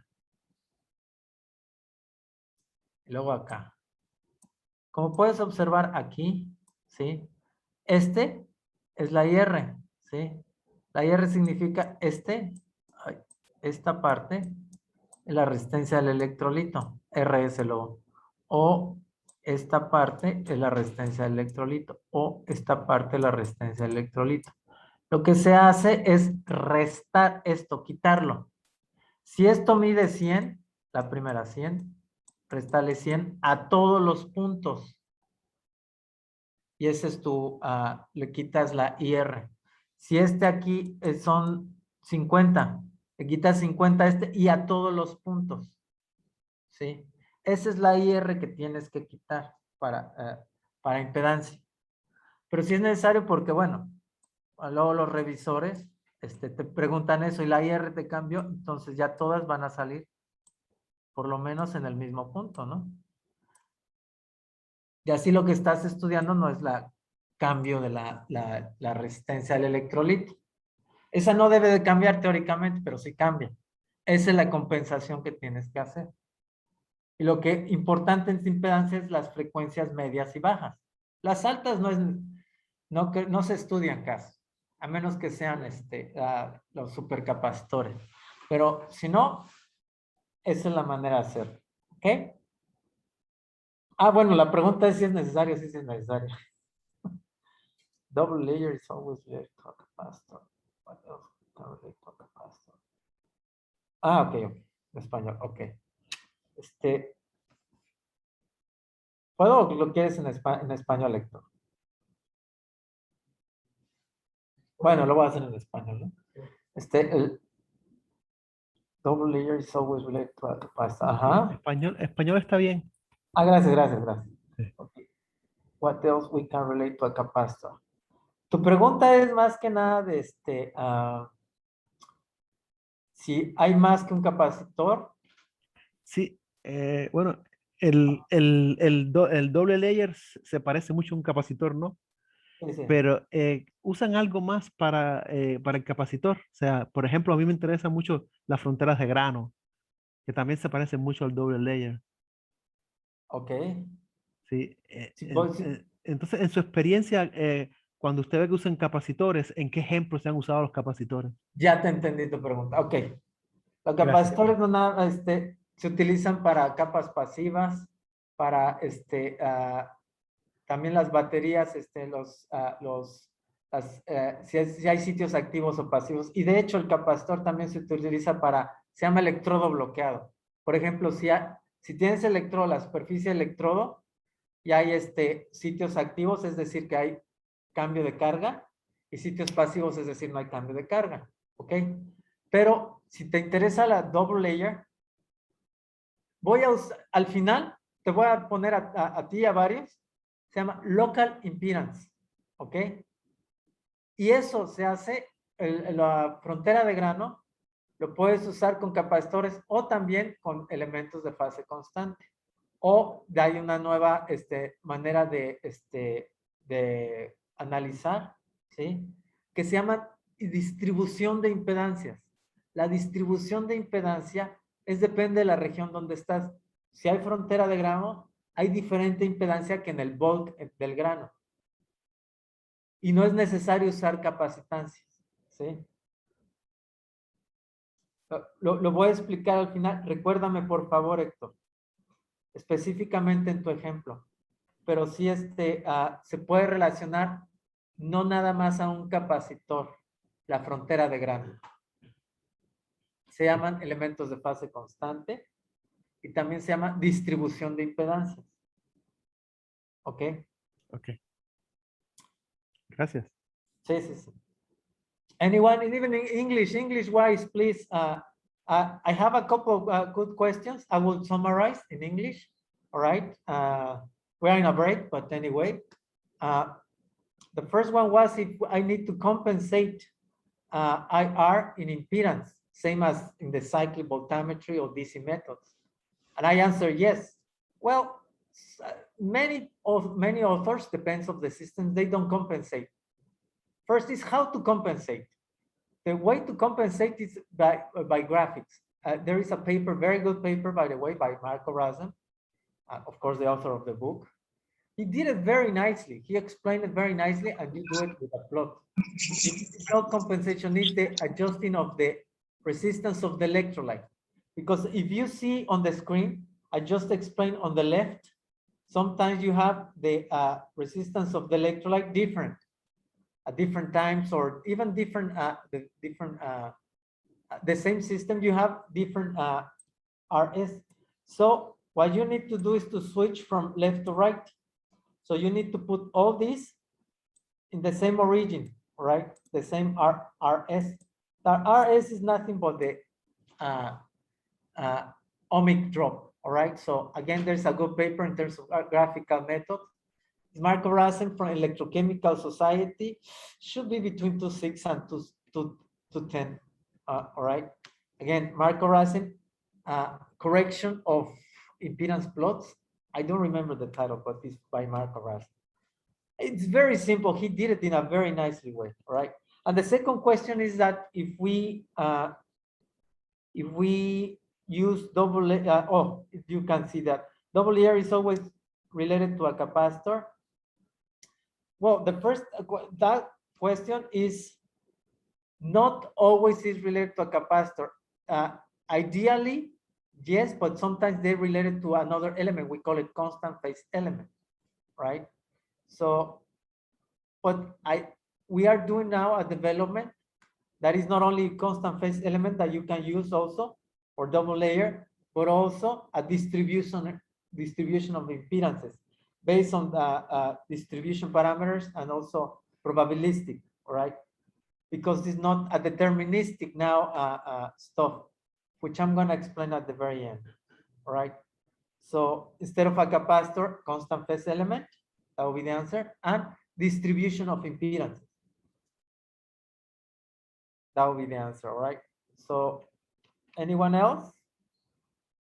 Let's have 2 more minutes break, and then we continue.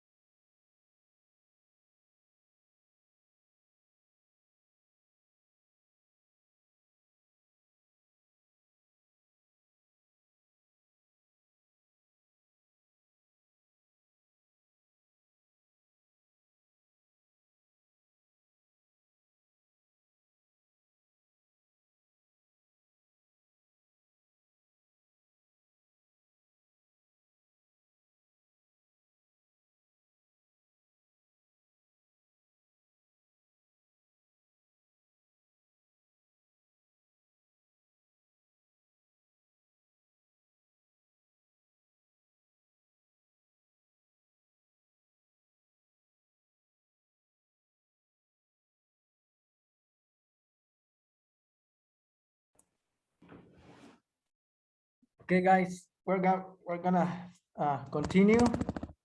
If you don't have any questions, I will continue. Is that okay?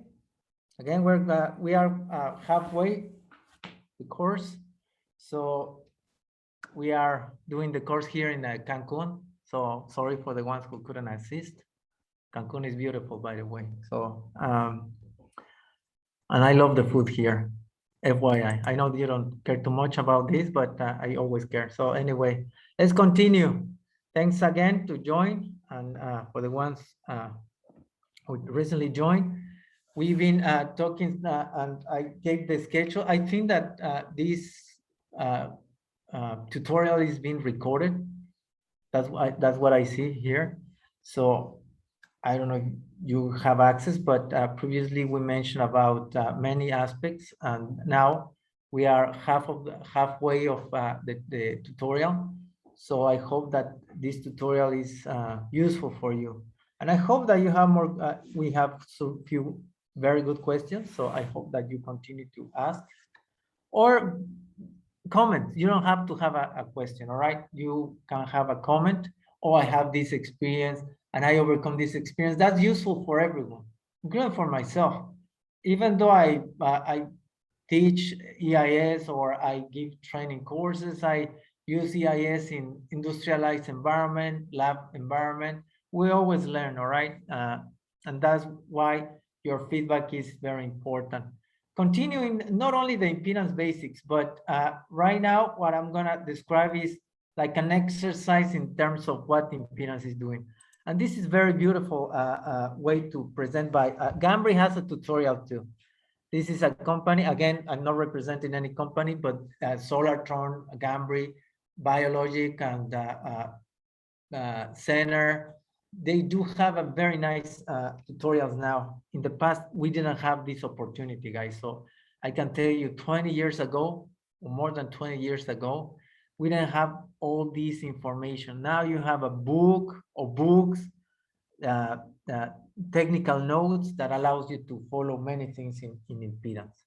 So if we do an exercise in terms of what we describe, for example, if we have a resistor, resistor is a passive element. It's not an electrochemical system. It's a passive element. That means that it's an electrical element, completely electrical. If we put an electrical element like our box, and the box, remember that what I mentioned about the box is the system, right? And I'm gonna apply my AC source, my AC input, right? And I will get my AC output, all right? So if I apply EIS, I can apply EIS to this passive element, all right? I apply EIS input, AC input, and I apply 10 millivolts. I mentioned about 10 millivolts, and the output, I apply potential and I get current. So the transfer function is impedance, which is the relationship between current and potential, all right? At different frequencies, remember, frequencies, that's my independent parameter. So if I apply this, what I'm gonna get, you see here, that I will have zero phase angle. Why I have zero phase angle? Because the shift, the potential and the resistance are gonna be aligned. There is no shift. There is no shift, so my phase angle is gonna be zero, all right? It's gonna be zero, and my complex diagram is gonna be 100. Zero imaginary, because there is no phase shift, but 100 is gonna be my real component. You see, a resistance is able to be captured also in the complex diagram. Why? Because it doesn't have an imaginary part. And you see, here is my body on the top here in the blue line. So you see it's 100, all right? 100 is my total impedance, 100 is my real impedance, and 0 is my phase angle with a resistor. So it's very illustrative, this, all right? Because it applies everything. So let's go to to another example, a capacitor. Let's do a capacitor. And let's do the same. Now my capacitor is my box. My box, the input and output. So the input, AC source, AC output. The transfer function is represented in 3 ways. Let's go to the phase angle. You see the phase angle is 90. What it means is that the input and the output has a phase shift of 90. There is a phase shift of 90, and thanks to the AC source, I'm able to capture that phase shift. Sorry. And then on my Nyquist, what I have is just a line in terms of the imaginary part, only imaginary. I don't have anything in the real component, you see? Only in the imaginary because the capacitors are in the imaginary. And you see now that my capacitors, which is part that I'm searching in my electrochemical systems, are imaginary. And thanks to impedance, I'm able to capture the influence of a capacitor in the electrochemical system. So, and also for this, which is the blue line, I have the impedance magnitude. You see, it's a straight line. So again, it's very interesting to illustrate that only an electrical element, one electrical element, can give me impedance. Right? Let's go for the next one. Now I have an inductor. An inductor, which, by the way, is not an inductor. Electrically speaking, I know that you induce a electromagnetic field and then just have charges transporting through the electrochemical field, right? But here, what we have in impedance, all right, we have an inductor and a resistance, right?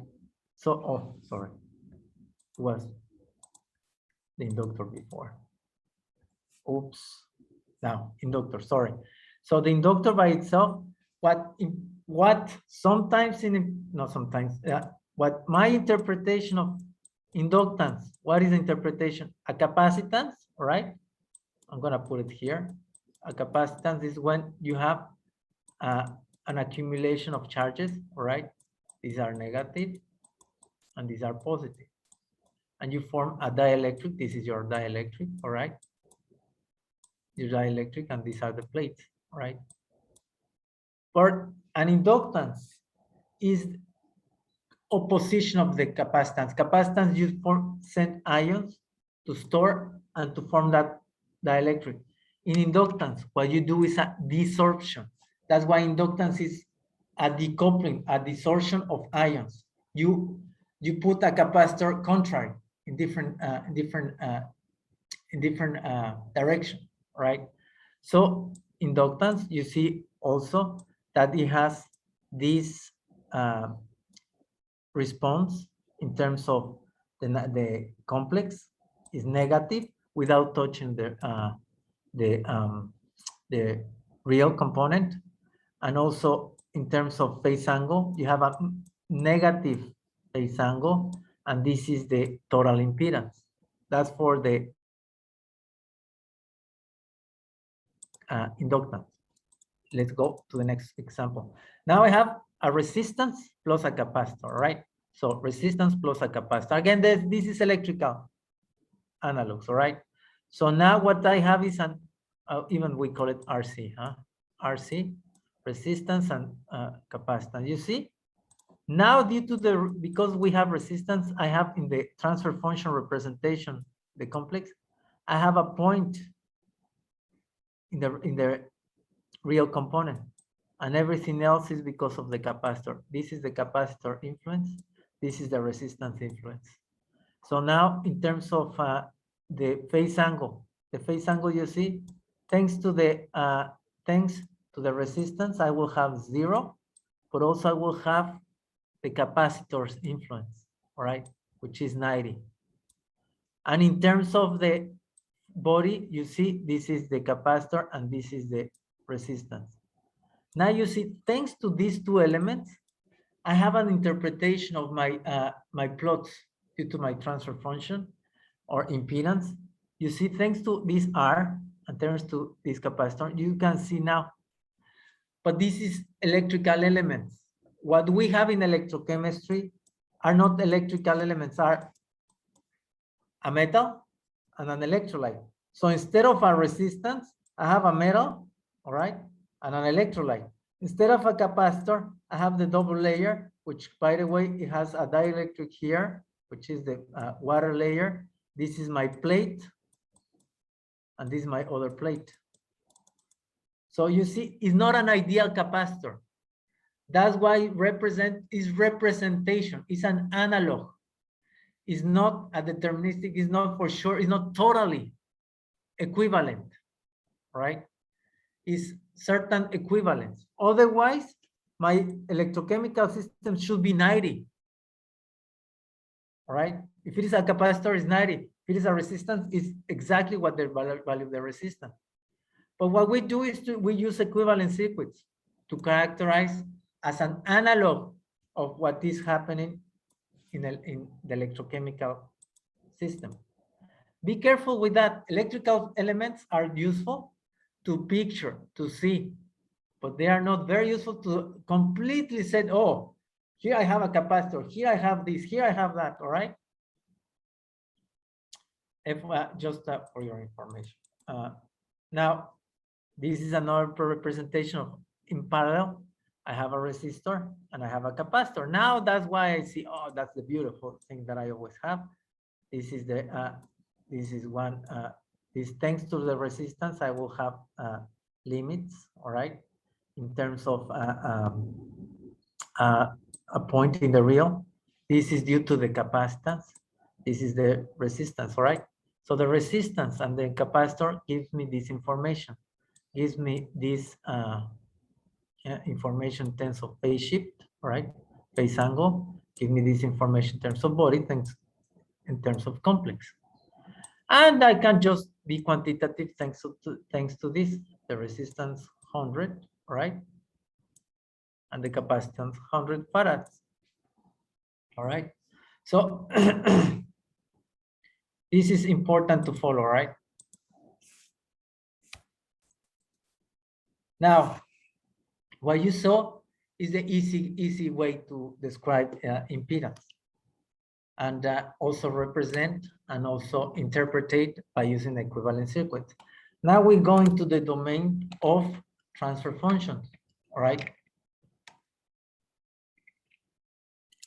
With the transfer functions, what we have, you see, a resistor is nothing but the relationship between voltage and current. But in terms of frequency, there is not dependent on frequency, so it's a constant. That's beautiful. I can do my transfer function with a resistance based on constants. That's right, but you not only have resistance, right? Now, in terms of, this is a transfer function. So transfer function is what I have here with frequencies. I can use the equations that allows me to calculate this and this. And then the transfer function will tell you a relationship, exactly a relationship. What is your system? Of course, if it is only a capacitor, this will be my equation to represent my system. My system is a capacitor, is this expression. My system is a resistor, is a constant. So this is the way to do transfer functions, is what you have output and divided by what you had in the input. You can represent as a complex way. You can represent it as a mathematical or a mechanistic way. We will see this later. You will see the transfer function analysis, all right? Not only equivalent circuit, which you will see here. Thanks to the equivalent circuits, I'm able to do RC, RC parallel, RC series in parallel. I think that you are very familiar with this RC. You see the R here. If it is parallel, that means that the resistance is here, and it's parallel, the capacitance is right by here. If it is, sorry, in series. If it is RC parallel, you have the resistance here, right? That's the value of the resistance. The capacitor is the influence of this imaginary component.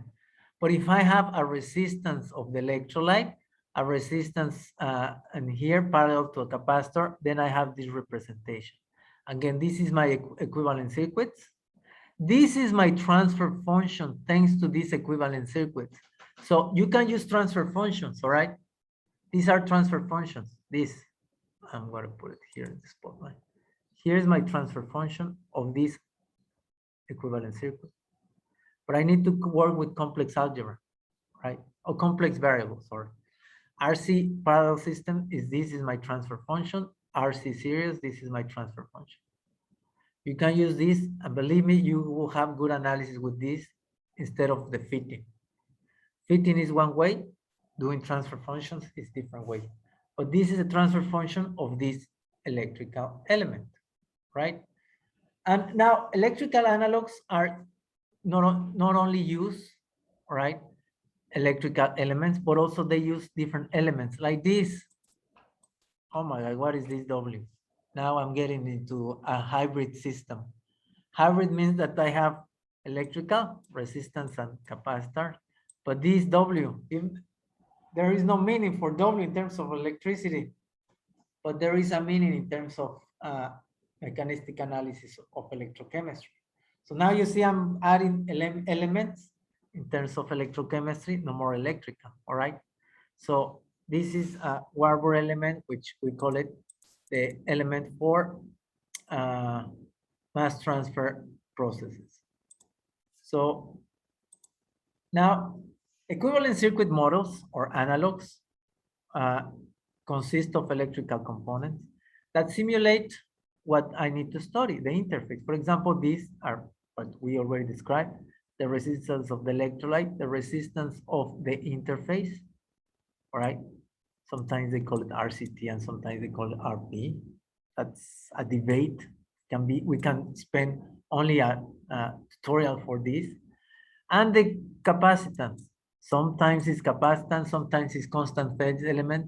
And I'll say now that it could be also a distribution of the impedances, all right? Or a function instead of an element, all right? So you see it's a representation of that in this interface. Now, so why using these elements is to describe what happens at the interface. So capacitance is, capacitor, sorry, is an element composed of two metal plates separated by a dielectric. But this is an electrical element. In electrochemistry, we don't have exactly that. What we might have equivalent is that this is the first plate. That dielectric can be even a passive layer or a coating, all right, something. And then I have another, it's not even a plate, a metal plate. It's an ionic plate, all right, or a solvated ion plate. So it's not an ideal capacitor. So do not think that you can use that 100% this concept. However, it's a representation, all right? So that's why it's not a capacitor per se, but can be understood thanks to the capacitor.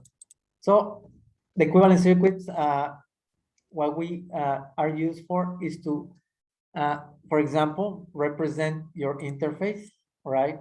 And start to do some analysis. Since we are using equivalent electric elements, we use these elements to interpret what happens at the interface, qualitative or quantitatively, all right? So that's why we use these elements for. Now, here comes one of the things that you can do. Of course, this will take you a lot of time, a lot of headache, and a lot of math, right? Let's assume that I'm gonna put my drawing here, right? Here it's on the top, all right? I think it's also included here. Yes. So I'm gonna go step by step, all right? Very fast, but step by step. What is this? Is this different from electrical element analysis? This is also transfer function based on mechanistic representation, which means you take your process. Have you ever done modeling? Have you ever done mechanistic modeling or continuous modeling or all the continuous equations in the model? Well, let's see how we can do it. All right, if I have an electrochemical system, here is my electrochemical system, that's my electrodes here, all right? And I have, well, this is my control, volume control, and I do continuous equation. I use the continuous equation, which is all the transfer phenomena, all right? Electrical, momentum, concentration, electromagnetic, all, and I start to do assumptions. If my system, for example, has zero charge gradients, by the migration term. So if I don't have any momentum, it's static, by the momentum expression, and so on. I'm starting to from my continuous equation, all right, which is this, and the water is the component that I want to do the balance. I do a balance, and then I put again, there is no change in charges. There is no change in momentum, all right? So what I'm doing is now the only gradient that I have is the mass gradient, all right? Which is the ions going in this direction, all right? So that's my gradient. So from a very general equation, I can say that thanks to the electrochemical system, again, this is my electrochemical system, and once the ion comes, this is an ion, all right? An ion that has certain concentration, let's say H, right? And when it goes here, when it touches here, what is gonna happen? It's gonna reduce, isn't it? It's gonna, from oxidation reaction to reduction reaction. So you see, I have to do all this analysis. So, which means if it is this transport phenomena, and I neglect all the rest, so I have, for example, mass transfer. Mass transfer is my control process, which, by the way, I can use that as a control process, and that's the only process that exists.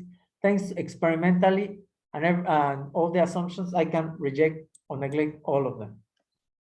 And when it touches here, so it's gonna transform my oxidation to reduction reaction, all right?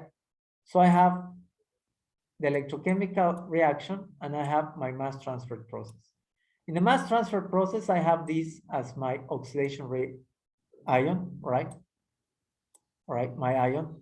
So I can solve how much ion this is again a mass balance, and thanks to the Fick's second law. So I have 1 and 2, I need 3 boundary conditions. The initial boundary condition here, the 2 boundary conditions.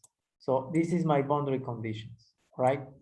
If I have my boundary conditions, I'm not gonna spend too much time to solve this partial differential equation. Second, that's the Fick's law, and with boundary conditions. So this is the most general way to solve a partial differential equation. So, and I'm gonna continue, all right?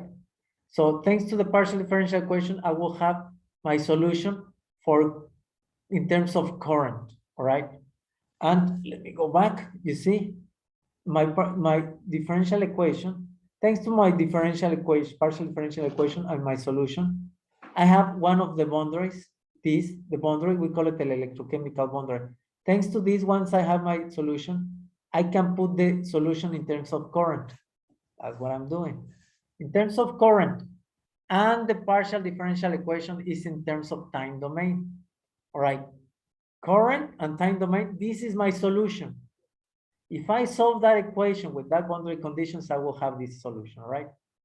However, the time domain is not okay in the impedance, with impedance technique, isn't it? What I need to do, the time domain, what it needs to be done. Remember this math aspect? If not, let me just introduce to you the shift of the times. It's like the Mario Bros game. You switch games. So you go from time domain you go to the Laplace domain, right? The time domain you can transfer to Laplace. That's another domain. So this is a transformation from time domain. That is the solution of the equation that I mentioned, or the mass transfer with the boundary conditions.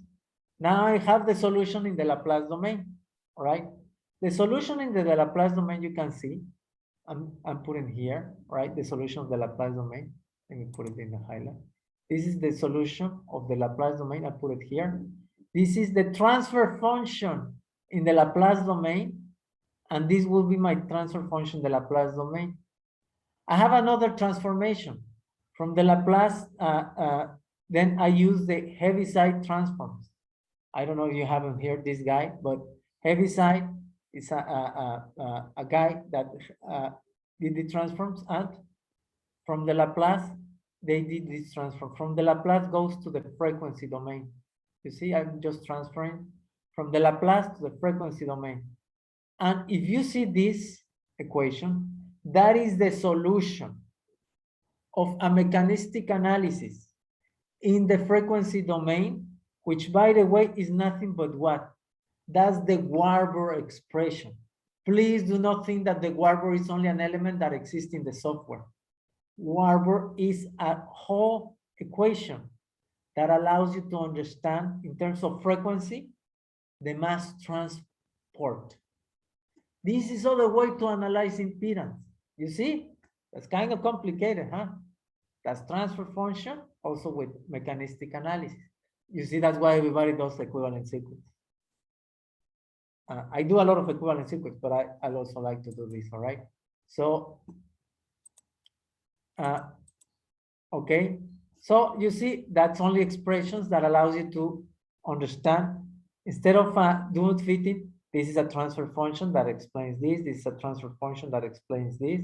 So that's other analysis. Other aspect that I always love, and that was part of my PhD like 100 years ago. So then I did transmission line, all right? So it's modeling also. That works with frequency domain, all right? And you see, you solve equations. Thanks to, now it's charge balance. What I did before was mass balance, now it's charge balance. And thanks to Kirchhoff's law and the equations, I get my expression for impedance. That's another way to explain impedance, not only or equivalent sequence, transfer function, transmission line, point defect. So mass transfer, this is the transfer function equation, charge transfer, mass charge transfer, you see? So coming back to equivalent circuits, forget the headache, coming back to equivalent circuits. So now you see why you use equivalent circuits to describe impedance. So you have your resistance, your capacitor here, that is the low double layer, and your capacitors if you have a passive layer, all right? Now it makes sense, it's more easier because every element that I'm using it to describe or to analog a process or a system, all right? Each element forms, all the elements already forms a system. This element, all these elements, which is the Warburg. Now I understand what is Warburg, all right? I put it here, and I describe this system with passive elements. Now, coated with porous layer. Now you see, I can start to put elements as needed, all right? Now I'm putting elements like a puzzle, all right? Let's put this. What is important, guys, if you do equivalent circuits is that makes sense not only mathematically, it has to make sense physically. You put all the resistances, you put all the capacitances, you put all these Warburg or whatever, it has to make sense physically, all right? You see, you combine all kinds of equivalent circuits, parallel, in series, it has to make sense physically. That's the disadvantage of the equivalent circuit. That maybe is good for your results, is not good what the interpretation is, right? When is, that I always ask, I always hear this question, when is the fit adequate? I have my equivalent circuit, and when I should stop. When I would say it's enough. Well, there are 3 ways to do it. I say 4 ways, all right? First one is that if you, every time you use equivalent circuits, you use a software to fit, all right? What you do is you use a transfer function. The transfer function fits that representation of that set of data and minimize the error by this famous chi-square. I think it's chi-square. What is my chi-square, all right? So you minimize chi-square. Second way to do a nice fitting for equivalent circuits, visual examination. Oh, it looks good. Sometimes you trick and you just do a very nice scale in a way that you minimize the error. Please don't do that. But anyway, that's a visual way. But it's very subjective. Parameters, confidence intervals,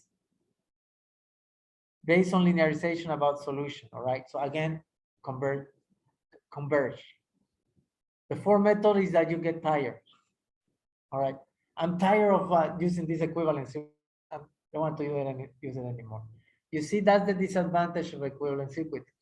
With the previous method, the transmission line, the transfer function, you don't need to do several times, all right? It's only one, but it takes forever to do the analysis, all right? So these are just the 2 ways of doing the when to stop for equivalent circuit. The chi-square, all right? Sometimes I hear that what is important, 1 to the minus 3 or percentage? Both are important. Of course, you will never get 0 and you will never get 100%. What is good enough? 98, 95, 90. I'll say it depends on your system. If your system is very active, believe me, 90% is good enough, right? If you do equivalent circuits. If your system is very not active or it's very stable, believe me, you have to go 98, 99, 1 times to the minus 4. So you see here 2 ways to represent impedance fitting. You see, it looks very nice, huh?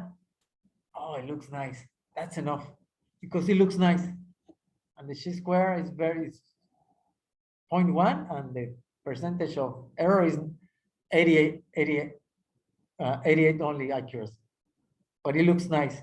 So you see, it depends sometimes on how it looks. But this is very subjective again. Yes. So how do I know that I have first again before going to Kramer's, how do I know that I have the best equivalent circuit? 1, it has to make sense physically. I think you heard this before. Doesn't make sense physically. It doesn't matter if your chi-square is perfect, if your percentage error is perfect. Bad interpretation is bad results, is bad analysis, right? So please be aware of this. Now, how do I know that my impedance is correct? And I think this is the last topic before going to the applications. How do I know that my system, my signal is correct? How do I know that everything makes sense? Well, you use the Kramer's chronic. What is Kramer's chronic? There are 2 expressions, all right? You see, the real and the imaginary expression that allows you to see if your system has linearity, causality, stable, blah, blah, blah, the 4 items. So these transformations by Kramer's and chronic, right? So were developed, not for this, or developed to something else, but you use these relationships to see if your system is, if your signal, your impedance measurements, your impedance data makes sense and is correct, right? So it has to satisfy the Kramer's chronic and tells you also the Kramer's chronic which points of frequency are not correct, are outside of the 4 items, right?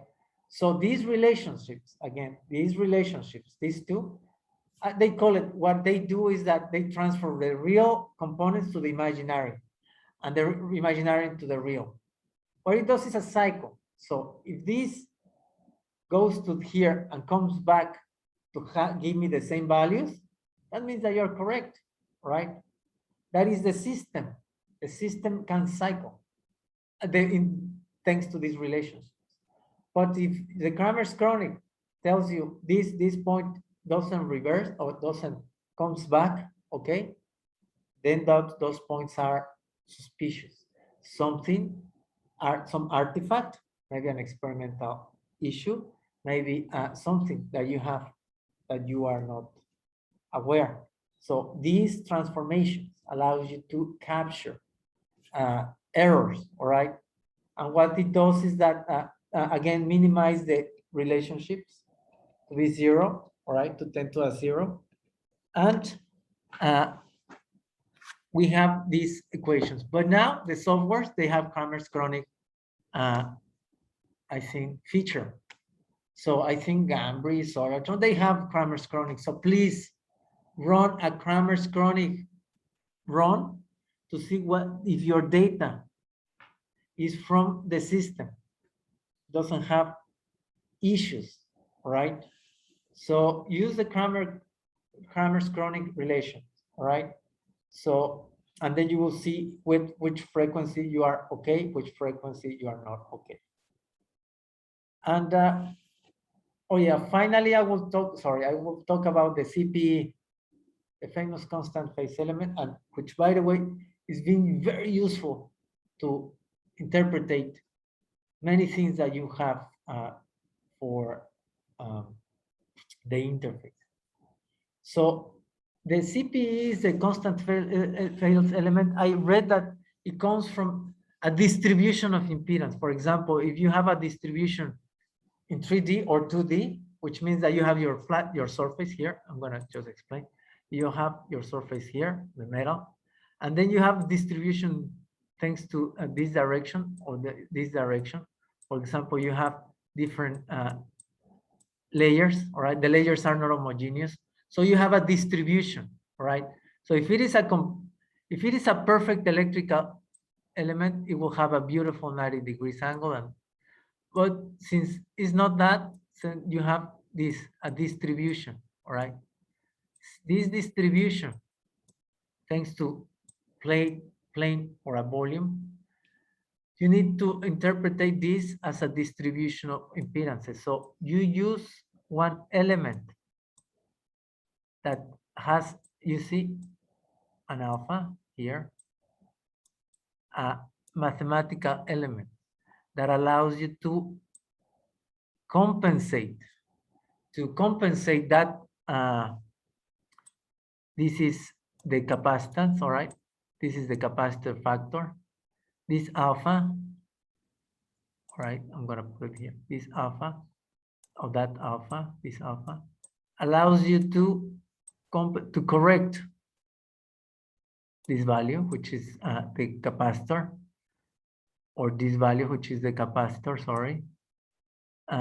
It will help you to change that value to a value that can fit this behavior of distribution, right? The constant phase element is a correction factor, is a factor, a mathematical factor that allows you to compensate, to change the distribution from the capacitor that should be perfect to a very heterogeneous. So that's what it does, the CPE, all right? So it's not a capacitor, but it's a constant phase element.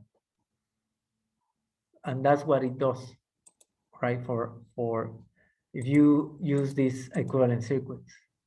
Well, now there is, well, what we're trying to develop a distribution of impedances based on probabilistic, all right, methods.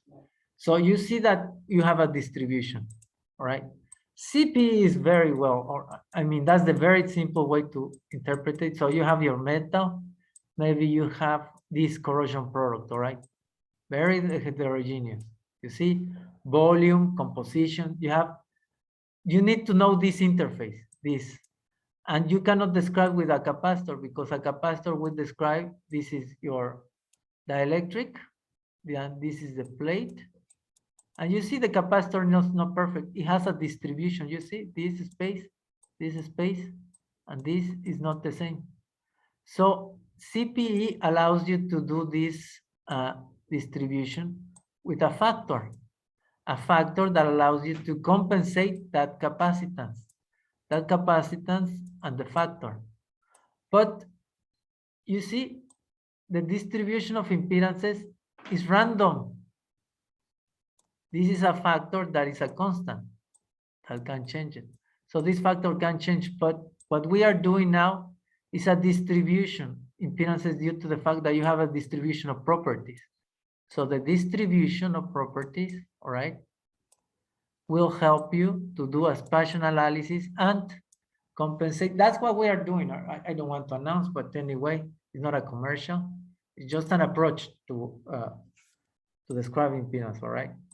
And this was made by a PhD student. He was in my group. Now he's in the national lab, so he's continuing to do this idea of distribution of impedances, all right? So again, it's just mathematical. We have 3 or 4 papers, that's his name. So we have 3 or 4 papers and he's doing more, but we are based not only on constant phase element, but we are doing impedance distribution, impedance distribution. So I'm just gonna name it, and this is a concept. So we are doing statistical analysis, all right? And I'm gonna explain again what it means. So you see, this is the electrode, all right? And sometimes you have a layer that is heterogeneous. This is very heterogeneous. So this layer is due to different properties. So what we are doing is the distribution of this layer, all right? And we are having the information with the impedance analysis, and we are constructing an impedance distribution instead of CPE. It's very difficult, but again, we are using probabilistic methods, artificial intelligence, probabilistic, all right? Probabilistic. So that's another way to interpret and to analyze impedance, all right? So again, by any means, I don't want to, one is better than the other. It has advantages, the other one has advantages. So this is the last break that we're gonna take, all right? Again, 45 minutes, this was very fast. So the last break before going to applications, please think of an application. Please think of any results if you have them. You can show it, by the way. I don't know if, yeah, we can give you if they can share the screen. Can they share screen? Are they allowed to share screen? Okay, I can. I mean, I don't mind. If you have a question, please do not hesitate to ask. But 5 minutes break, all right? And then we resume, all right? Please stay. Now it's application. Stay for the best part. The best part is what the application is. Let's grab everything that we have and they have for application, all right? Challenges, advantages. We're gonna do examples, corrosion, electrochemistry, materials, blah, blah, blah, all right? So 5 minutes break.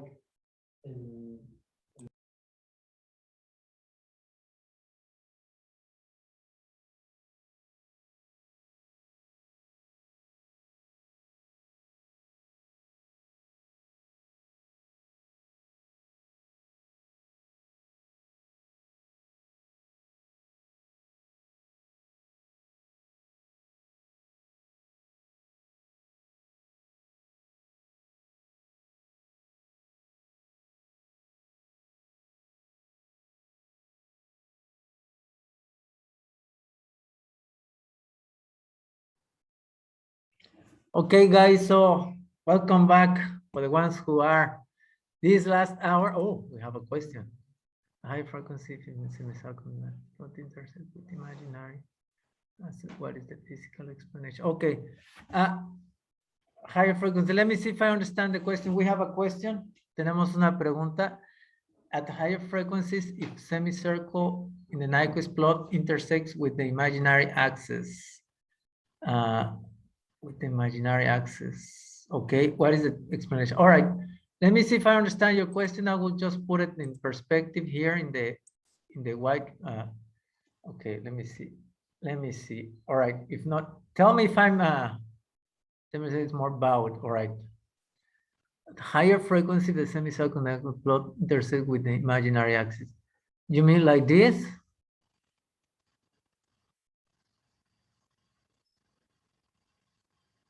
Or like this? Is that like? Can you see the drawer, the drawing that I did? So whoever asked the question, so like this?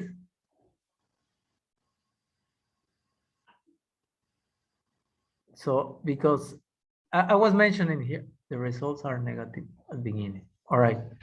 Negative means in what quadrant? So this is suppose this is positive. So let me just erase everything because it's just a mess. All right. Let me see. All right. The results are negative at the beginning. All right. Like this.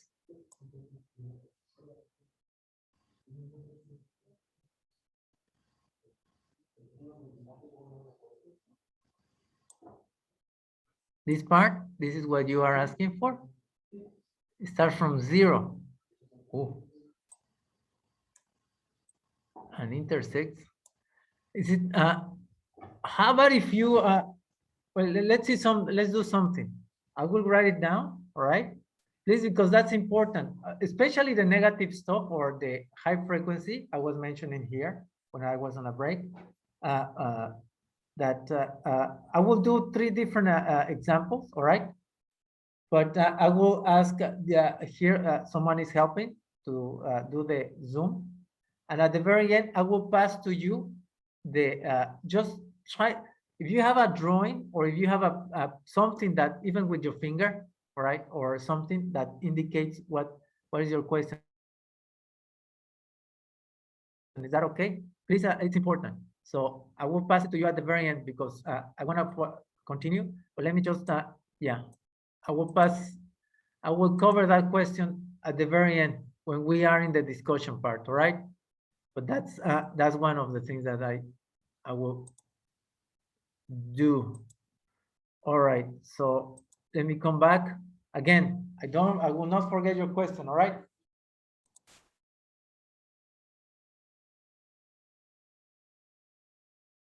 Yes. Please. Oh, yes, send me an email. Do you have my email? Let me just put it there, all right?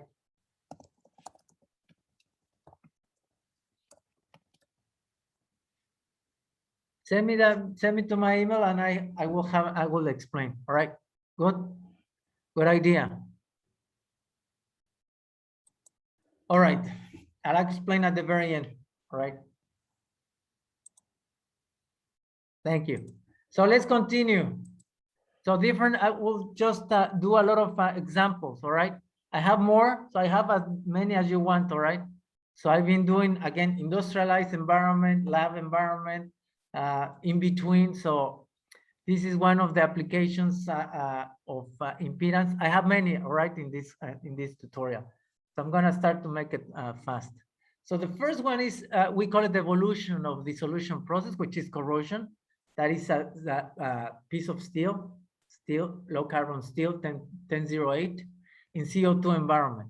And we started with impedance. That's the title, that was a paper, but the challenges, which ones were the challenges? The design of the cell. The design of the cell was a challenge. I will explain in detail why. Real-time monitoring and characterizing. So impedance, as I mentioned, in this industrialized is feasible to implement. Why? Because it's not a DC method. If you use a DC method, you need a very big power source to put it in the industrial environment, because the areas of industrial environment are meters, all right, miles. So that's why I think that impedance has an advantage, right? 3 electrode configuration. That's what I mentioned. Remember the 2 to 3 electrodes? I remember that I mentioned, so I'm gonna put it now.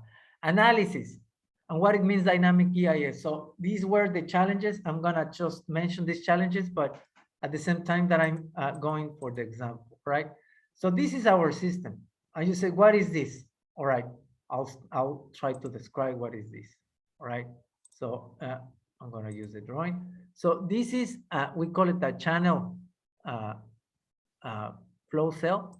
So it has a piping system. So the flowing, so stream, which is CO2, and everything that you see here, all right, it goes to the stream, all right, it goes to piping or a piping and comes here, all right? So the fluid is this way, so it has a movement and then comes, no, it's from here to here. Sorry, it's the other way.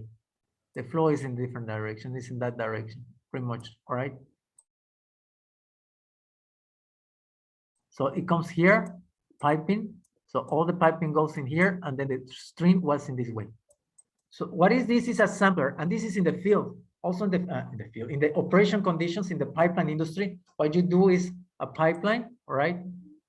Pipeline, and you have sampling. Sampling, you have samplings here, samples here, pieces of metal, all right? That you can put it, take it away or put it in, also on the top. So that's what we did, and then the fluid comes. So the challenge, remember, the design. So we tried to do 3 or 2 electrode design. So 3 electrodes are very difficult because the stream will disturb the reference electrode. Remember, the reference electrode should be constant, should be a reference. So if it changes, then it's not a good reference. So what we do, if we cannot do 3 electrode system, as we mentioned, 3 electrode, we convert it to 2 electrode system. The 2 electrode system should be counter electrode, right? With the reference electrode hooked together. And then in the other, that's the working electrode. Can I do impedance with this? Yes, you can. All right. You can do impedance with 2 electrodes. So you do the 2 electrodes if you are not able to do 3 electrodes. All right. And then the design, again, you have to be able to do your working electrode in the design, in the direction, in the geometry that is required. So what we did is this. So you see 2 electrode system, we put it here and we run it with time. That's dynamic impedance. Dynamic impedance is you do it with time. And you are able to do it with time because remember it's linear. Now you know what is linear, obeys linearity. So you can work in at OCP conditions. You don't need to polarize. So that's the dynamic aspect that I need to mention. So let's go for results. You see that you can monitor. You see on the right, that's the signal that we get. Oh, sorry, that's the SEM. This is a cross section. This is the metal. This is the corrosion. This is the dissolution. Here is better. You see this part. This is metal that was corroding, and you see this kind of dark precipitate. That's the corrosion product. This is the metal. That's the corrosion product, and this is the steel. We are able to detect 1, 2, 3. 3 what? 3 different or 2 interface. 1, 2, 3 interfaces, which is the solution with the metal that is dissolving, the metal with the corrosion product, and the corrosion product with the steel. We were able to see this capacitor. You see, this can be a capacitor because this is the dielectric. This can be the capacitor, and also this can be a capacitor. So we can have 3 capacitors. And we are able to see with time that is changing from this to this. So with impedance, we were able to distinguish, you see, from here to see to here. So you see, there are differences. You see, with time, it's very interesting, very easy to see that with time is changing. That's why impedance is we can follow with a steady state system, or without disturbing the system that much, or without imposing an input very high. So this is one of the examples. And again, what we did is analyze, and what we did is two things. One was equivalent sequence. That was a challenge. Equivalent sequence, well, we try to accommodate, the first 10 days we have an equivalent sequence. The other 10 days we have another equivalent sequence. The other 10 days we have different equivalent sequence. So you see, that was the challenge, to see what equivalent sequence describes the mechanisms that are happening. But what we did is a transmission line model. So we were able with one model to describe everything. So that was a challenge. But you see how nice you see the change with time. So you see how this is forming, for example, the phase angle, how it's changing. And at the low frequencies, remember, low frequencies takes more time. Low frequencies is everything that is a process that is very slow process. Low frequencies is the high resolution picture with the speed, very slow speed. So it takes a very slow speed. So everything that happens in the low frequency, that's why you hear mass transfer processes, adsorption processes, all the processes that are very slow, you can capture at the very low frequency. So mass transfer was the process that was changing with time, and it was captured. You see, medium frequencies, that's the frequencies that you see that are activation, and they are also the mass transfers that are faster. You see, there is no change with time. Doesn't change with time. You see, the middle frequency with time doesn't change, so stays static. Not static, sorry, it stays constant. So, and then low frequency, you change with time the mass transfer. So the mass transfer is changing. Why? Because we are forming more passive layer that allows the mass transfer to be slower. And you see the phase angle is changing. Remember the phase angle that we explained, 90 degrees? That means a perfect capacitor. When it's decreasing, of course, the capacitor decreases in magnitude. That means something happened with your capacitor, with your dielectric. So it's changing, all right? So it's changing with time. So it depends on the frequency. That's the picture. That's the decoupling that you are doing in impedance, right? That was the example, all right, of so now we're gonna do this is a different project. So is the evolution same with time? We have not, this is not carbons, this is not CO2. This is bio corrosion. Sorry, it's not CO2. I'm gonna even correct it here. All right. Sorry, I'm gonna correct, all right. I'm gonna correct, sorry, wait. Because I don't like when it's SRB, sorry. SRB.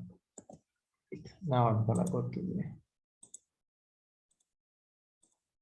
okay, everything now it's okay. I don't like them. It's not correct.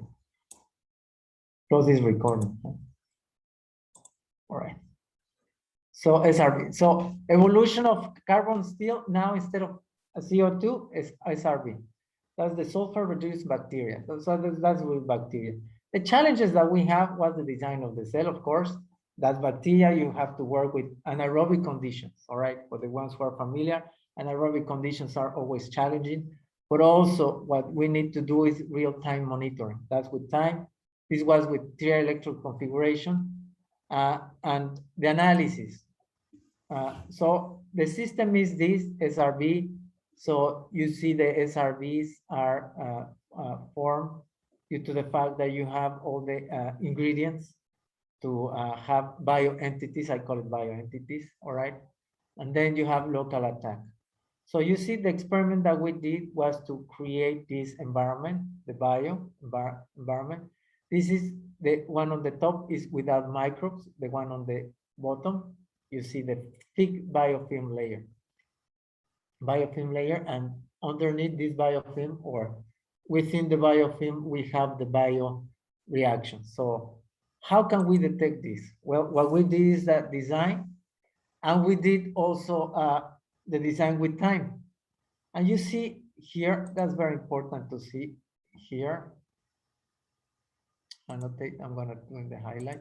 Here, you see, this is the phase angle representation. Again, the phase angle will give you the maximum points, that's the capacitance, all right? If we have 1, 2, and 3 capacitors, that means we have 3 different interfaces or 3 different layers or 3 different dielectrics or 3 different time constants that is showing us something happened at the interface with time. From the day of the exposure after 600 hours, what we are is changing at high frequency. When you change the high frequency, that has a picture of part of the system, medium frequency and low frequency. So you see we have a different frequency change with time of the system. And that was, the previous one was without bacteria, right? So this is without bacteria, right? That's why it's a sterile culture, no bacteria. And this is with bacteria. Now we have what? 1 and maybe 2. So you see, nothing happens in the frequency, high frequency. Everything happens in the low frequency. That means that the lowest processes, the slowest processes are happening with the bacteria. That's a priori. And the slowest processes are the mass transfer, everything that destroys, that helps to destroy the metal, all right? So the challenges were overcome by the analysis. So what we did is no transmission line, because transmission line was not suitable for this. The bacteria processes are very difficult. Also, the transfer function analysis, we're not able to do it. Why? Because bacteria, they have different processes that are controlling all at the same time. So the only one that we were able to do it consistently was circuit element, all right? So that's why when you see MIC, SRBs, or anything bio, we do it with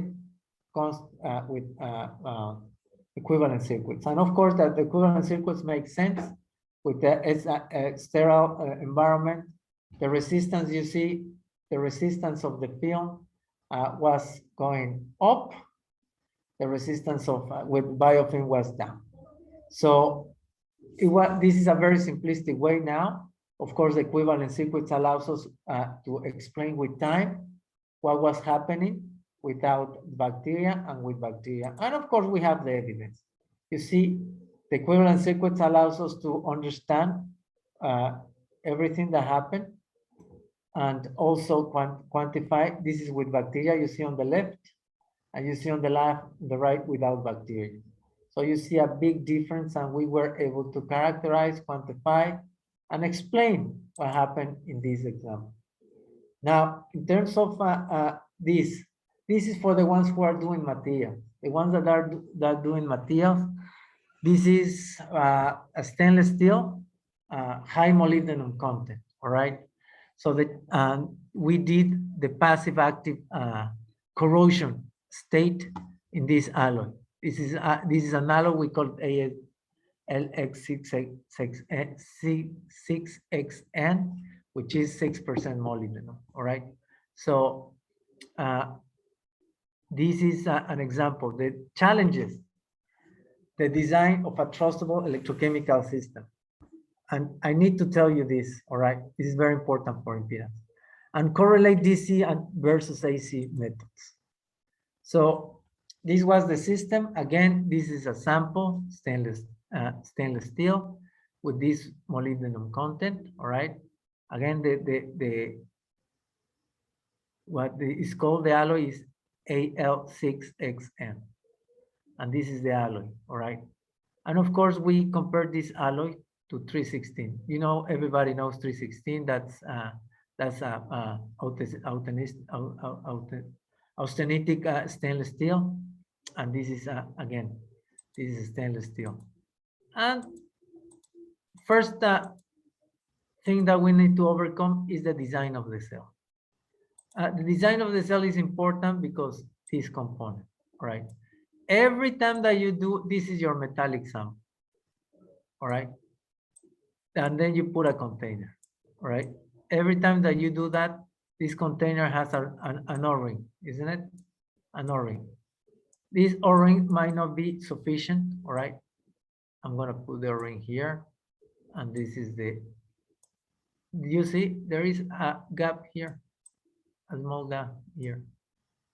which by the way might influence your setup, might influence your signal.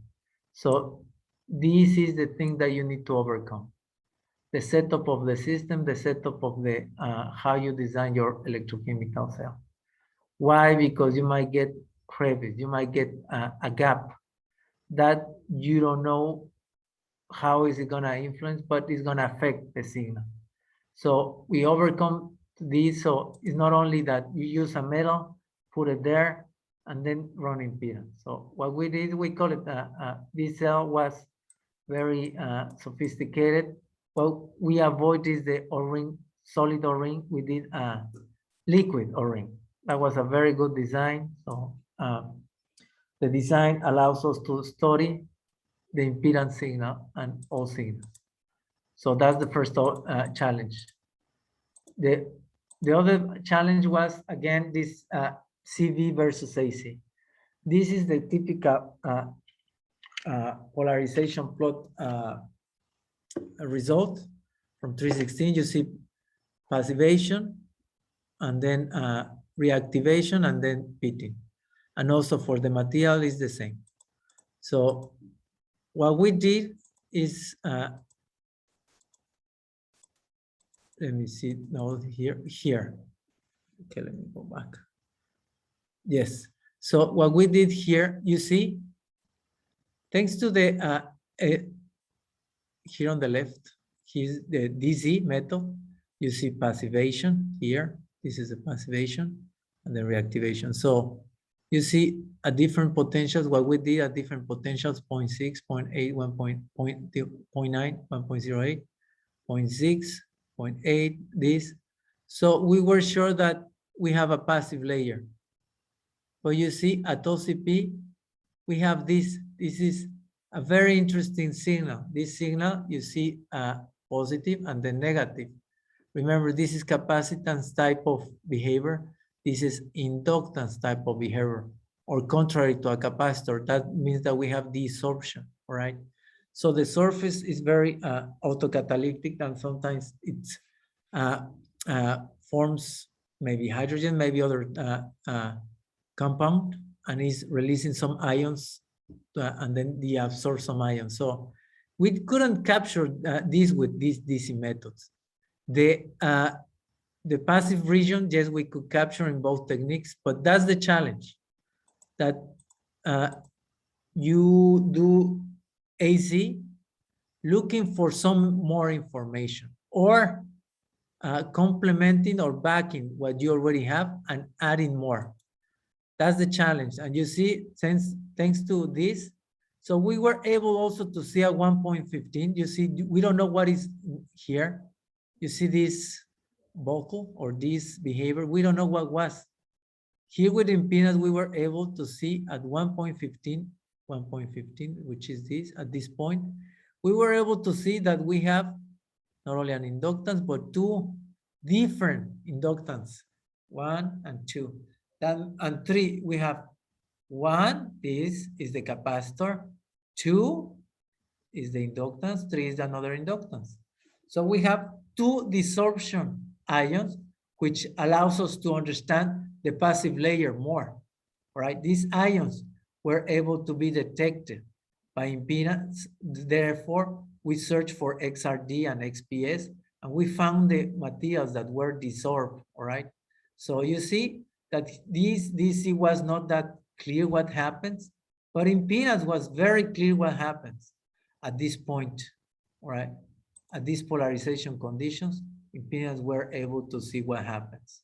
So that's why we are saying that impedance can understand or characterize the parameters, right? So, and you see, we have, thanks to the surface composition, you see that we were able to, at different potentials, which we saw here in the passive region, with impedance, we were able to capture the absorption. So the electrolytic properties, why? Because we were forming different components. At this, we were able to form chrome and also a lot of molybdenum corrosion products. that allows us to, and we did the XPS also, so we were able to capture what happened at the surface. So I will continue. If you don't have any questions, please do not hesitate to ask. I will do another example. This is more for the electrochemical guys. So this is two examples of lithium cobalt batteries or lithium manganese phosphate. So it's lithium ion batteries for you guys. What were the challenges? Correlate DC and AC results based on electrochemical parameters and transfer function to quantify parameters and the equivalent circuit selection. This is a system. The system is lithium manganese phosphate. So this is the cathode, right? That was formed, and then we combine with carbon nanotubes. So you see the cyclic voltammetry. The cyclic voltammetry doesn't tell you a lot of charge, doesn't tell you any, you don't see any even reaction or anything. But in impedance, we see the limits. We went from 0.8, same as the cyclic voltammetry, from 0.8, you see, to 1.4, from 0.8 to 1.4. And we saw the formation of two constant time constants. You see that also we could capture the phase angle. That means the quality of the layer that we were forming, and also the charge transfer resistance. And thanks to this, we were able to characterize more than only the cyclic voltammetry. But the challenge that we have here was the equivalent circuit. What equivalent circuit we use? So we were not able to use transfer function or any other analysis. We are gonna go for equivalent circuit. So which which analog we use?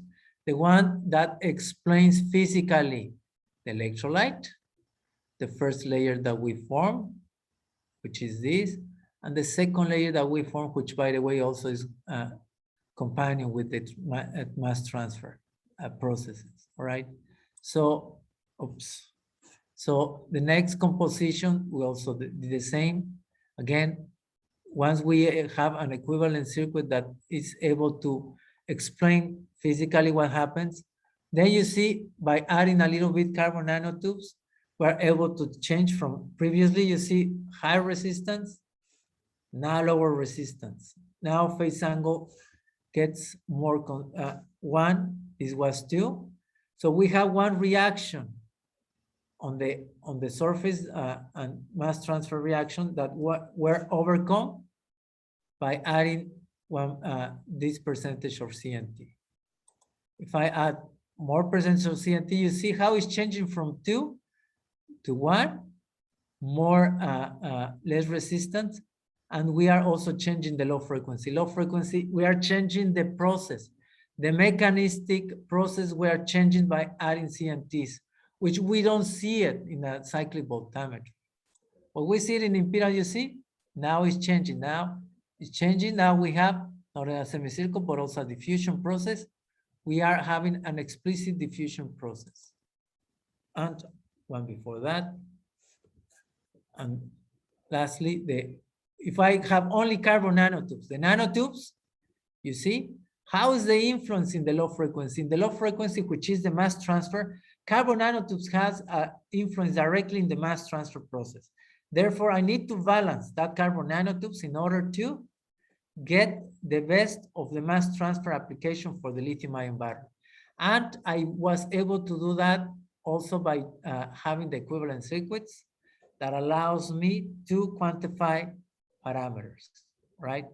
This is another battery, another application for lithium-ion. So this is the one this is the old one, lithium cobalt oxide. So everybody knows that lithium cobalt is the one that you use for laptops. The laptop, that's a beautiful battery, and you see why.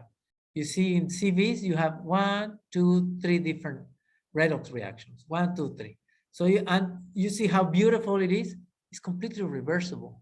You see 1, 2, 3. It's a mirror. It's a complete mirror. So, but of having 3 reactions. So what I'm gonna do is to characterize each one of the reaction at this potential. So we're able to see that mass transfer is the dominant process at 0.6. This is mass transfer. So, and then the next processes are more towards the capacitance, all right? a perfect capacitor, sorry, not capacitance.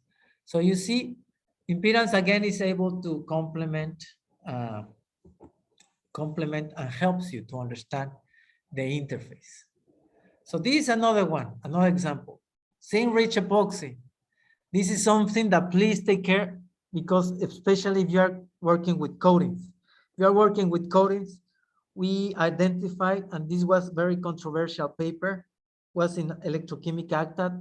We did it like 5 years ago, but they accepted after 2.5 years, because we mentioned that the potentials that, and also the components of the equipment are changing the system, right? So they are making the system non-causal, all right?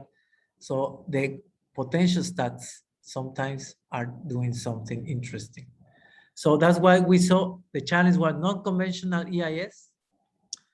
We didn't do a traditional analysis.